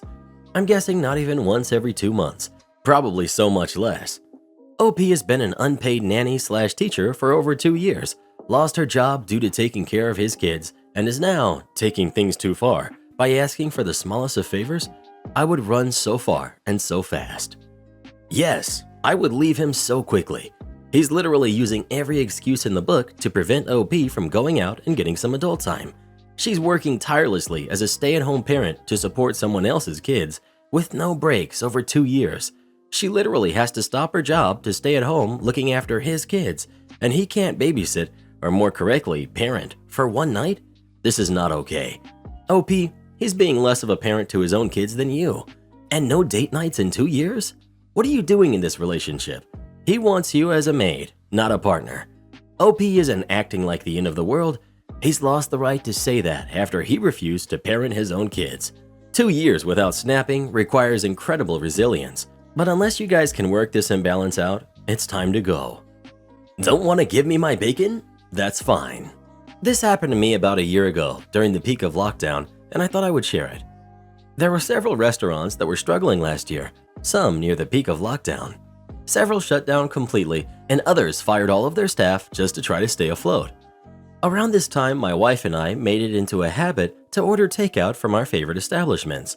We always tipped the standard 20+%, despite these always being takeout orders. One restaurant in particular forgot to include the bacon that was supposed to come with our order. The order was around $20, with a tip of around $5, so around $25 total. When you picked your order up from this restaurant, you had to park and come inside. There was no drive-through or curbside pickup. On this particular day, I picked up our order as usual and drove home, about a 5-minute drive. We immediately discovered that the bacon we had ordered was missing, so I called the restaurant. I expected to call and simply have them refund the $3 cost of the bacon. Simple enough, right? Wrong. This restaurant only had one person working the front, so when you called, you knew exactly who you were speaking with. When I called and stated that they must have forgotten to include the bacon, before I had a chance to ask for any type of resolution, refund, replacement, etc., this person informed me that there was a large sign in the restaurant instructing customers to check their orders for accuracy before leaving the store. As it turns out, the sign they mentioned was there. The instructions for checking your order was one of about 5 notes hastily written on a piece of printer paper taped to a wall. It was out of the way, not obvious, and sloppily handwritten. However, I had failed to read this note, and I had failed to check my order for accuracy before leaving the store. I admitted this and asked them to either refund the $3 or I could pick up the missing bacon. Definitely not a preferred option, but whatever. The restaurant refused these requests, told me the missing bacon was my fault, and went as far as to question whether the bacon had actually been forgotten, stating that they remembered packing my order. This is where the malicious compliance comes in. They had basically accused me of lying about $3 worth of bacon that was missing from an order. This conversation had escalated quickly in the span of about 30 seconds, and I was upset. I informed this person that they had failed to provide what I had ordered and that I would be forced to seek compensation, all $3 worth. I asked how they preferred I go about seeking this compensation, hoping that they would succumb and just give me a $3 refund. However, to no one's surprise but my own, the restaurant told me to go ahead and file a chargeback because they had video proof and that I would lose that chargeback case. So I did exactly that. I called up my credit card company and filed a chargeback. This chargeback was for $3 on a $25 charge, only $3, not the full charge. The agent with my credit card company offered to simply refund the $3 several times, but I kept insisting that it was the principle of it at this point, so I proceeded with the chargeback. There is paperwork that you have to fill out if a merchant contests a chargeback. About 3 months after initiating the chargeback, I get paperwork in the mail that instructs me to provide all of the proof I have. I provided no proof other than a recollection of what the merchant had stated, including them stating that they had video evidence of the bacon going into my order. I felt like I had already won at this point.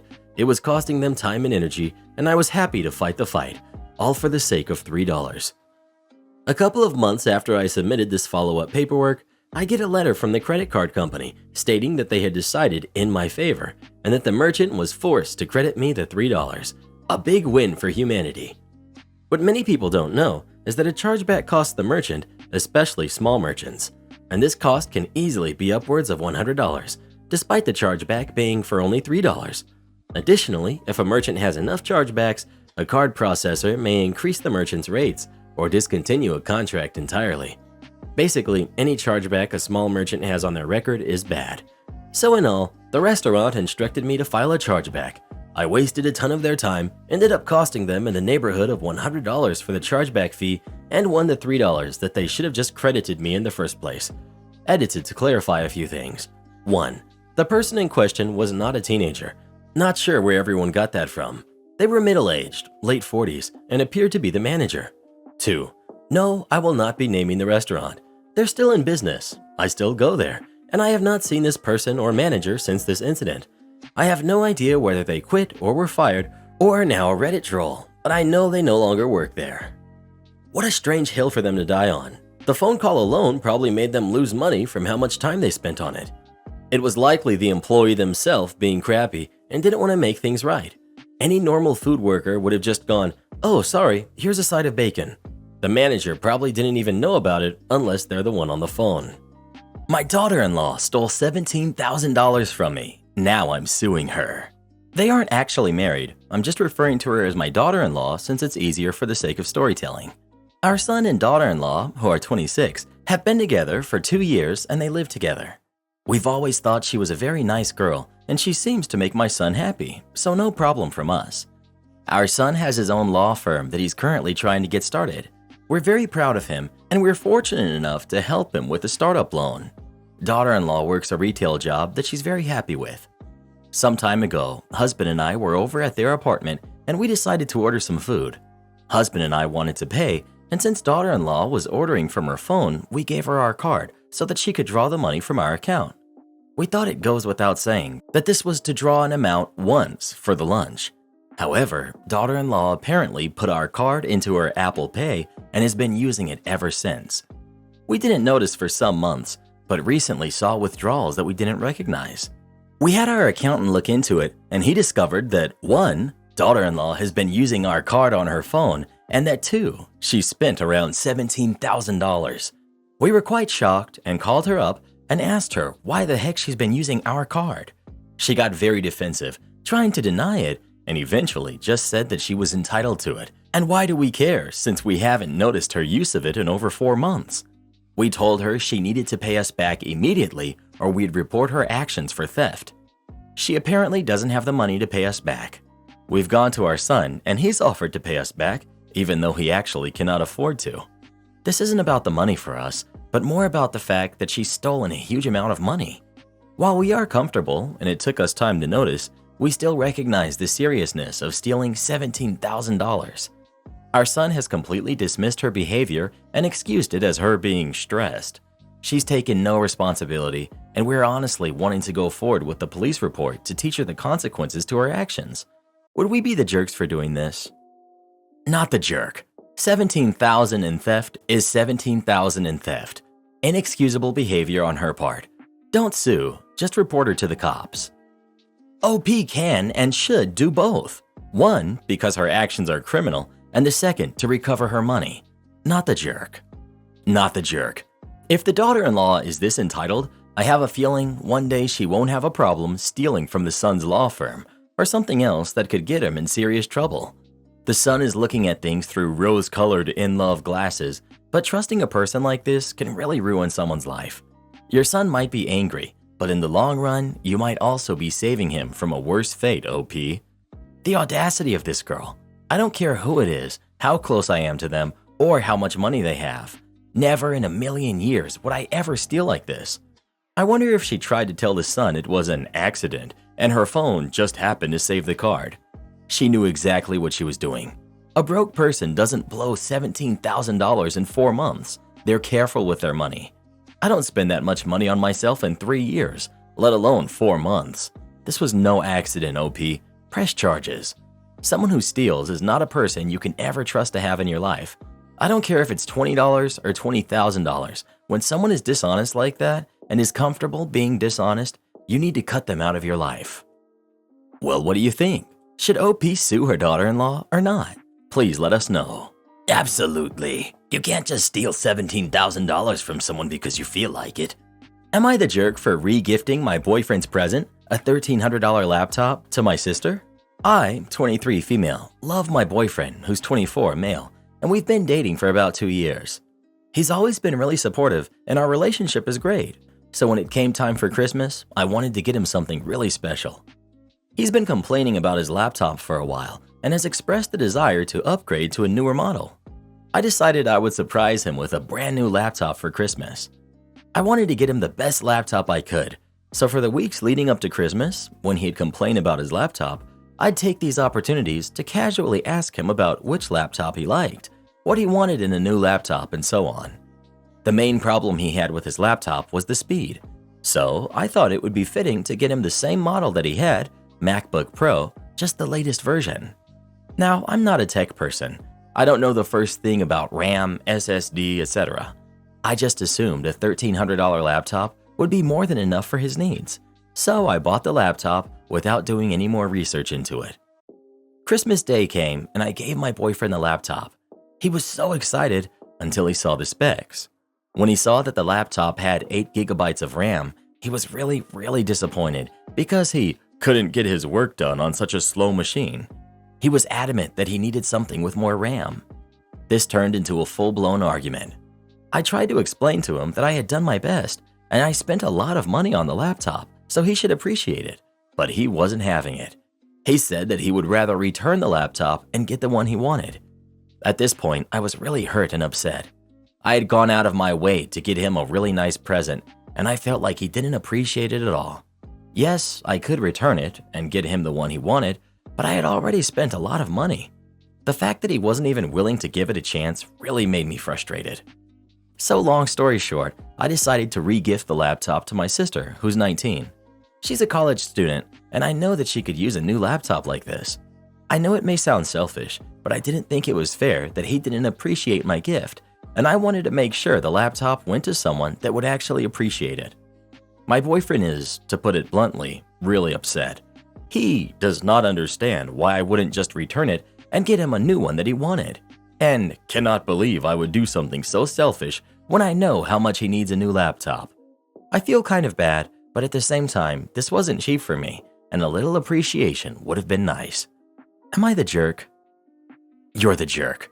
Your boyfriend sounds like he was appreciative of your gift, but he needed a machine that can do what he needs it to. That's the risk of getting a laptop or something similar, cars, etc., without the involvement of the person you're buying it for. The correct action would have been returning the laptop and allowing him to put the money towards a machine that fits his needs. Not to mention, once you gift something, it doesn't belong to you anymore. It was his laptop, and you took it to gift it to your sister. Soft, you're the jerk. You seem to be placing more importance on your own need to feel validated in your gift giving, rather than wanting to make sure your gift will actually be useful and appreciated. I can understand why you would feel hurt and disappointed that your gift didn't have the intended effect, especially after putting a lot of money into it.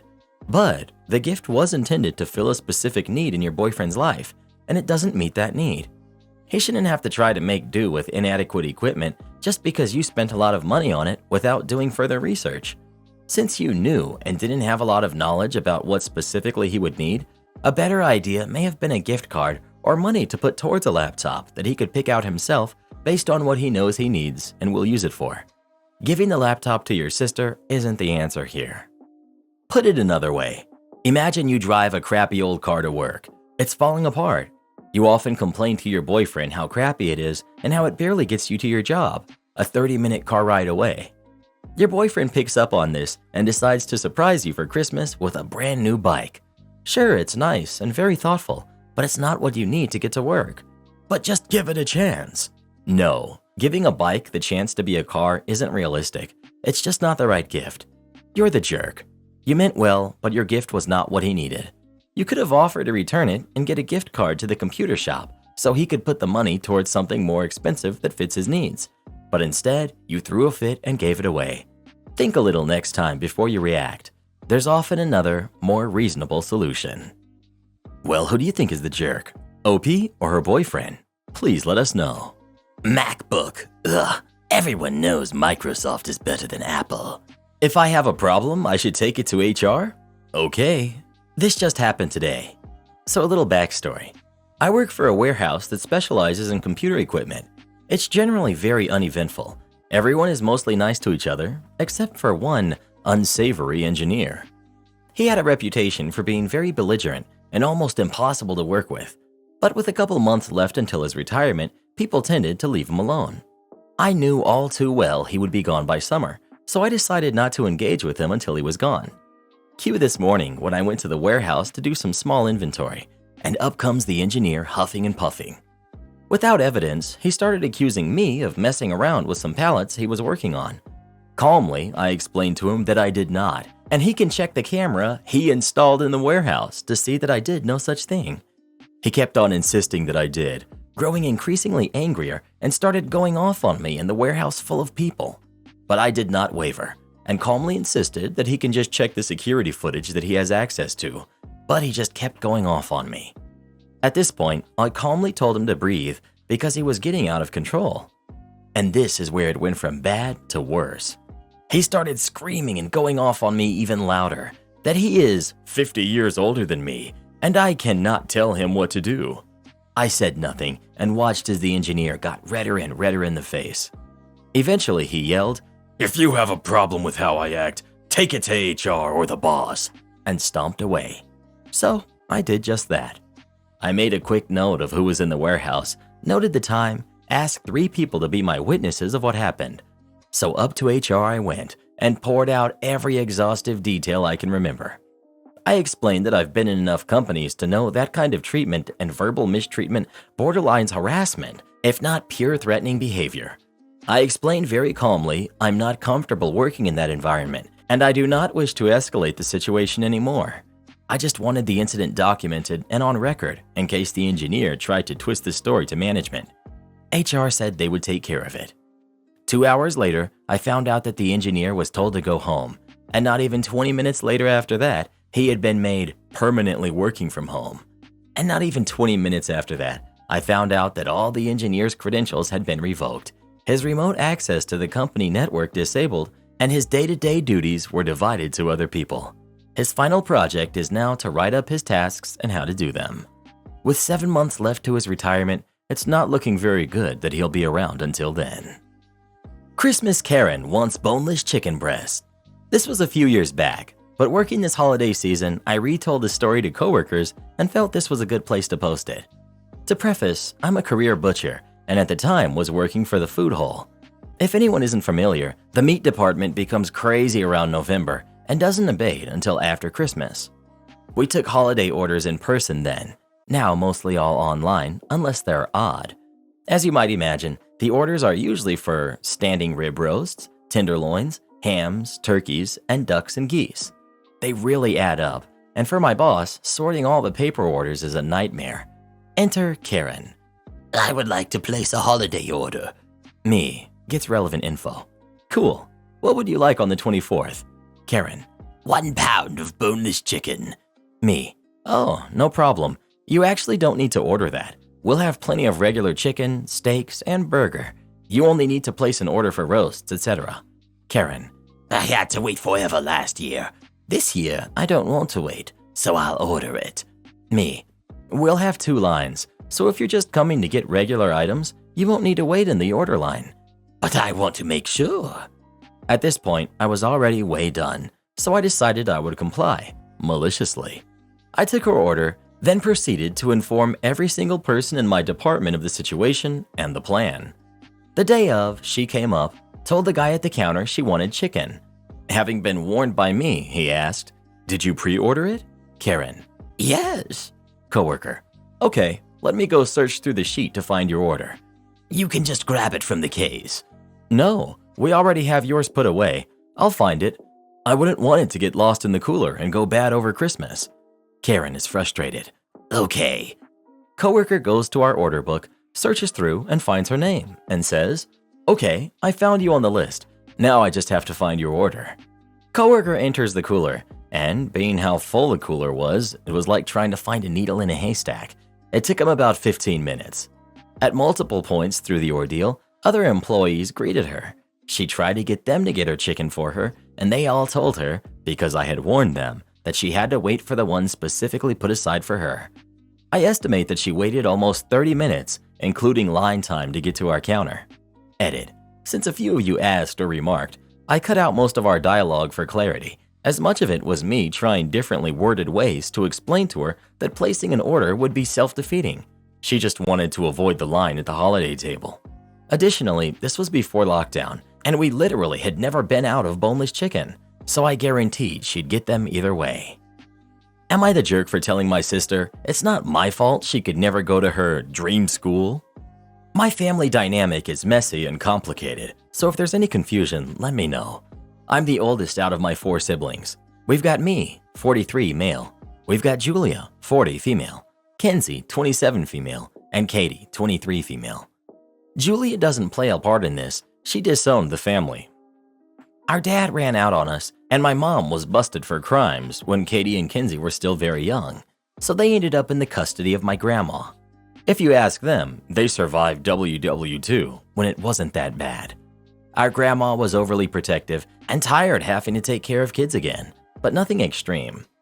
Her health rapidly declined in their early teen years. I was out of state, so I wasn't a physical caregiver. I was power of attorney, so I was a financial caregiver while they took care of the physical needs. Katie was going to drop out of high school. She barely graduated. This is important for the future. Once she graduated, her and Kenzie came to me. They said they wanted to put grandma in a home so Kenzie could take a manager position, and Katie wanted to get out of town, go to our state capital, take classes at a community college, and transfer to their selective university. She said a teacher who knew her situation believed that she had potential to get there and become something great. They said it wasn't possible when caring for grandma. I told them no. They've resented me since. Katie went to a community college in our town and flunked out right away. After grandma passed, she went back and has been doing all right. She fell into a depression after her boyfriend cheated on her. She was talking about it to Kenzie and myself and said the thing that hurt was the person he cheated with was beautiful, talented, and then she said his affair partner actually goes to her dream school. She said this girl had everything that she should have had in life. Well-rounded high school experience, parents to support her, a great education, and now this girl had truly taken everything from her. Then she mentioned she should have been at that school, but she was taking care of the grandma that called her every name in the book for 2 more years longer than she should have. This isn't the first time she's been tipsy and made a passive-aggressive comment, so I told her, "Katie, I'm not the reason you couldn't get into your dream school. You failed out right away from community college and would have done the same thing there. You weren't ready and can't accept that." Kenzie told me I was a jerk who didn't understand burnout. Am I the jerk? You're the jerk. Let me get this straight. You had the financial and legal power to find a way to get professional care for your grandmother, who was at the time unable even to go to the bathroom by herself. You chose instead to leave her in the hands of two untrained young adults. They had an extra job on top of their other jobs in education, a job they were not trained to do, a job that the two of them had to divide between themselves 24 hours a day, so there was never any relief from being around someone who calls them every name in the book. And you have the nerve to blame them for being so stressed out and tired that Katie flunked out of college? No wonder they resent you, you jerk. Of course you're the jerk. You were raised with two parents, and your teenage sisters were forced to be raised by an elderly woman who didn't want to watch them. And they were forced to physically care for her while you held all financial power over them. And you have the gall to say it wasn't that bad? You're the jerk. You're 20 years older than your sisters. They should not have been forced to play nursing home for their grandmother while you were off living your life and doing whatever it is you do. You did indeed ruin their lives, and you think their issues were no big deal? Of course you think that. You disappeared. Yes, you can set the air conditioning to your desired coolness. So, some years ago, my father was a building inspector in the government. He had a set area of buildings he had to maintain, meaning he would go to the buildings owned by the government and do regular inspections on the cooling and heating, generators, etc. He would also be in charge of maintenance schedules, getting contractors for repairs and new installations, and so on. So this one particular site is an office building with a large open plan layout sharing large air conditioning units to cool the area. Obviously, if a large group of people share an office space, the temps are set to a general temperature to accommodate the majority of the people, with the understanding that if it's too cold, bring a sweater. Then he started getting complaints the ACs are set too cold. He would go, check the temperature, check the unit, and all seems to be working correctly, set to 20 degrees Celsius, 68 degrees Fahrenheit. After numerous complaints, my father went to the people in the office and asked who had what problem. Suddenly, most of the people complained that the temp was not ideal for them. The one wants it colder, the other wants it hotter. My dad asked them how do they expect him to control the temperature around their individual desks if they share a large AC unit. They pretty much shrugged and kept complaining. Having had enough of stupid people, my father got a contractor to install individual temp switches on every desk, with a cable running into the floor, and explained that all of them could now change the temp to their desired setting. But then, power cables for each of these switches just stopped when they entered the floor below. They were not connected to anything, little dummy switches. He left a note in the building file for the next inspector what the little wires were coming out of the roof below the office. He said he regularly followed up with the people in that office if they're happy, and he said that he never got complaints after that. They were very happy with his service and that they could control their own temperatures. My sister is demanding I adopt her baby. 7 years ago, I, 35 female, adopted my niece who's 9 from my sister, 26. My parents have health issues and could not take her in, so I took on the responsibility. I love my niece, and I will never ever blame her for my sister's mistakes, but it had unfortunately uprooted my life. It caused a significant sidetrack in my career, and I've had to turn down better job offers because they wouldn't allow me to stay close enough to home. My parents love my niece, but cannot take on the responsibility of caring for her, so I don't want to separate them. I even had a boyfriend before I took in my niece, but he also did not want to have kids, and we made the decision to part when I took her in. We've never hid from my niece who her biological mother is, and even though the first few years of her life were hard, 3 years ago, my sister started being in our lives again. She told me that she wishes for me to keep raising my niece because I have the better job and can afford it. My sister only has her GED and can hardly afford to keep herself afloat. She usually lives with her temporary boyfriends, so she doesn't have to worry about paying for her own place.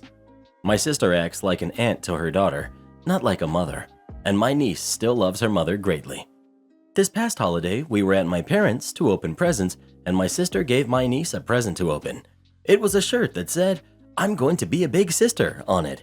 We weren't sure what this meant, but my sister informed us that she was pregnant and that she would not be able to keep it, and she was once again expecting me to take in the baby. My niece was so excited at the news, and my parents were happy to hear they were getting another grandchild, but I was just floored. I burst into tears immediately and just walked out. My sister came in to talk to me, and I told her that I wouldn't be able to take in the baby. I don't want a new baby. I love my niece, but raising her is enough responsibility already. My sister told me I would be wrong not to take in my niece's brother. She didn't mean to get pregnant, and she doesn't even know who the father is. My parents couldn't take on a baby either, so it's up to me. My sister told me I should feel blessed, but I don't. When I told my parents and niece, they were all very upset, my niece especially. I don't know what to do, but I can't take in another baby. I know it is my niece's sibling and my sister's kid, but it would completely ruin my life. My parents and sister are trying to get me to change my mind about this. Am I the jerk? She threw this on you in front of everyone, including her/your daughter? No, manipulation in its purest form. She's 26 now, not 17. She has a GED. That should count for something. At this point, if she can't get her life together to keep the baby, or simply doesn't want it, that's fine. She doesn't have to keep it, but it's not on you to keep it. She can put it up for adoption. There are other families looking to adopt. Not the jerk. You are not her child-raising service. Absolutely. Giving her biological daughter a "you're going to be a big sister" t-shirt as a way of attempting to force her sister to say yes to adopting a second kid is so incredibly manipulative that I would consider cutting off her contact to COP's daughter, at least until she makes massive amends and promises to never ever pull crap like that again. I was thinking the same thing, but that might just confuse the daughter more. Does the sister have any medical conditions? She sounds kind of spur of the moment, doesn't think things through, wondering if she's just a free spirit or there's something underlying she needs help with. It sounds to me like she knows exactly what she's doing. Buying the shirt, giving it to OP's daughter in front of everyone? Nah, that's manipulative behavior she puts some thought into. She knew everyone would gang up on OP, that OP would have to deal with an upset kid, and she would be absolved of any wrongdoing. Honestly, it's heartbreaking because I have a strong feeling that OP's relationship with their niece will not be unaffected by this. OP is going to come out of this looking like the bad guy, even though she is definitely not the jerk. Not the jerk. Your sister needs to look into adoption. You need to get some counseling for you and your niece. Dealing with her mother in and out of her life has to be confusing. It's especially hard because your sister is using your niece's excitement to manipulate you and your parents. You don't want to upset the kid you have raised, but you shouldn't let your family force you to take in another baby. You and your niece will benefit greatly from some professional counseling and to navigate this crap storm. Am I the jerk for insisting my boyfriend eat respectfully at a nice restaurant? So my boyfriend, L, who's 20 male, and I, 20 female, have been dating for 7 months. We usually eat takeout if we want to get something to eat. However, I was recently promoted, so we went to eat at a very nice Italian restaurant to celebrate, like one with an enforced dress code. My boyfriend is not the nicest of eaters, which can be kind of gross, but I deal with it. However, I didn't realize he had no table manners. At the restaurant, after we were served our first appetizer, a beautifully plated bruschetta dish, Elle looked at me and jokingly asked me if I would be upset if he enjoyed his meal the same way he would at home. I told him that we were at a nice restaurant and there were other customers around. He didn't say anything, but instead started digging into the bruschetta with his hands, ignoring the serving fork, getting sauce all over his fingers. I let this go. However, when the pasta came out, he smirked at me and ate it like he hadn't eaten in a week. He dropped his fork and started picking up pieces of chicken and noodles with his fingers, getting sauce everywhere. The tablecloth, his hands, his clothes, his face. He didn't miss the opportunity to loudly burp after he had finished destroying his side of the table. The table next to us was astonished. My waiter even asked him if he was okay. Other customers were staring. He also put his feet up on the chair next to us, blocking the aisle. I had no idea what to do. You could start by dumping this bozo. Where do you find these guys? I didn't want to make even more of a scene, so I just asked for the check, which I paid, and left really embarrassed. On the way home, I told him how embarrassed I was, and he just said that it was my fault for not letting him enjoy the meal as he pleased, and that since we were paying customers, the other guests had no business judging us. Am I the jerk? Not the jerk. Your boyfriend behaved like a toddler. The fact that he smirked before doing it suggests he knew exactly what he was doing and that he was trying to embarrass you. Not the jerk. This isn't like he used the wrong fork or made a bit of a mess failing with oysters or lobster. He was intentionally being disgusting because he wanted to make a statement. I'm too cool for a fancy restaurant. Agreed, not the jerk. Honestly, aren't you tired of dealing with your boyfriend's behavior? He's acting like a kid and you aren't his mom. Get yourself someone you don't have to worry about being in public or a restaurant with. It's just the basics of social politeness, and if he thinks he's above it, do yourself a huge favor and dump him. I walked out of my boyfriend's celebratory dinner. Now he's fuming. So my boyfriend, Kyle, 26 male, recently got a promotion to general manager at the restaurant he works at. I, 22 female, work full-time as a pediatric nurse, and my hours are kind of all over the place right now because of lockdown. Anyway, when he got home to tell me about his promotion, I was ecstatic. He's a hard worker and deserves it, 100%. But because it happened on a Tuesday, we decided we'll go for a celebratory dinner with our mutual friends Saturday night. I was scheduled to work Saturday, but I figured that as long as I was able to get home, shower, and change, all is well. I'll just sleep late on Sunday. So fast forward to Saturday. I unfortunately lost a patient who had been fighting for her life since birth.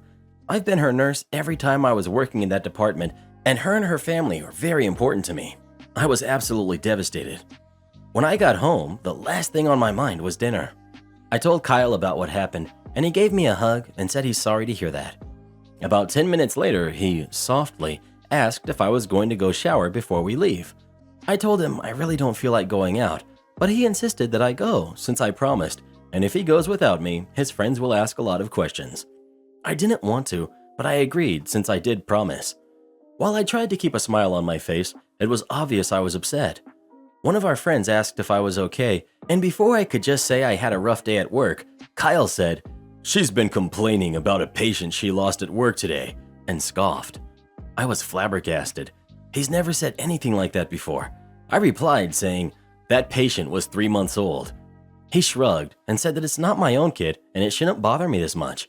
I was furious and embarrassed since this went down in front of our friends, so I just put down enough money for my meal and went home. I put his stuff in a box. He wasn't living with me, but would stay with me for 2 to 3 days a week. When he came back, he flipped out, and I just said I need space. That was 2 weeks ago. I've since changed the locks since he had a spare key.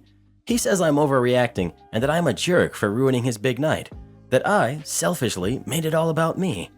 He accused me of thinking higher of myself because I'm a nurse and he works at a restaurant. Honestly, I don't know where that came from. And he also said that he figured since it was a celebratory dinner for him, he thought I was going to pay, and so walking out on him was very embarrassing because he didn't bring his wallet. One of our mutual friends, Amy, called me and said that while what Kyle said was messed up, that me leaving like that was unnecessary and it made the whole night awkward. I feel bad for ruining the night for everyone else, but I just couldn't let him get away with that. I'm very proud to be a nurse, and I don't want anyone, especially my partner, to talk poorly about it. So do you guys think I'm the jerk for walking out on dinner? Edit. Wow, thank you guys so much for all the kind comments. I've just now been able to read through most of the newer comments, and I've got tears in my eyes. I've lost a handful of patients since I became a nurse, and one whilst in nursing school. And while it definitely hurt me, I've never been this impacted by it. It still hurts to think about, and I'm sure it will for a long time. But hearing your guys' opinions and seeing your support honestly means the world to me.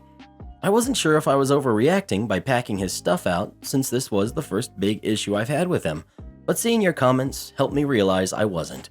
Seeing how all of you, who are internet strangers that have absolutely no reason to leave such sweet, caring comments, have way more compassion and empathy for me and the baby than the man who's supposed to be there for me says quite a lot.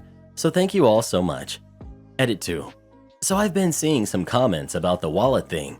I honestly have no idea if he actually forgot it or if he just said that to get off the huge check, which my friend said was over $500. I wasn't aware he wasn't paying until after he was gone, so I didn't check the house to see if it was actually there. Edit 3. So it's 10:20 a.m. and I can happily say Kyle is completely out of my life. His friend picked up the last of his stuff about an hour ago. I called Kyle and, officially, even though it was kind of obvious, broke up with him and his number is blocked. Time for a mimosa. Thank you all for your super sweet messages. This blew up and I'm just overwhelmed by the support y'all have shown me. Not the jerk. Kyle said, "She's been complaining about a patient she lost at work today," and scoffed? Wow. He's talking like this is, "We overcooked some calamari at work today and had to throw it out." And then to top it off, he assumed OP would pay for the dinner, even though that was never talked about before, so he didn't take his wallet. Wow is right. OP is already better off without him. I've been married for over 10 years. My husband pays most of the time when we go out, better reward system on his card, and I never leave home without my wallet. Do this next. Tap here on your screen to come see our new podcast playlist, where you'll find thousands of hours of the best stories you've ever heard. Or tap the one on the right. That episode is specifically just for you, based on other videos you've enjoyed the most.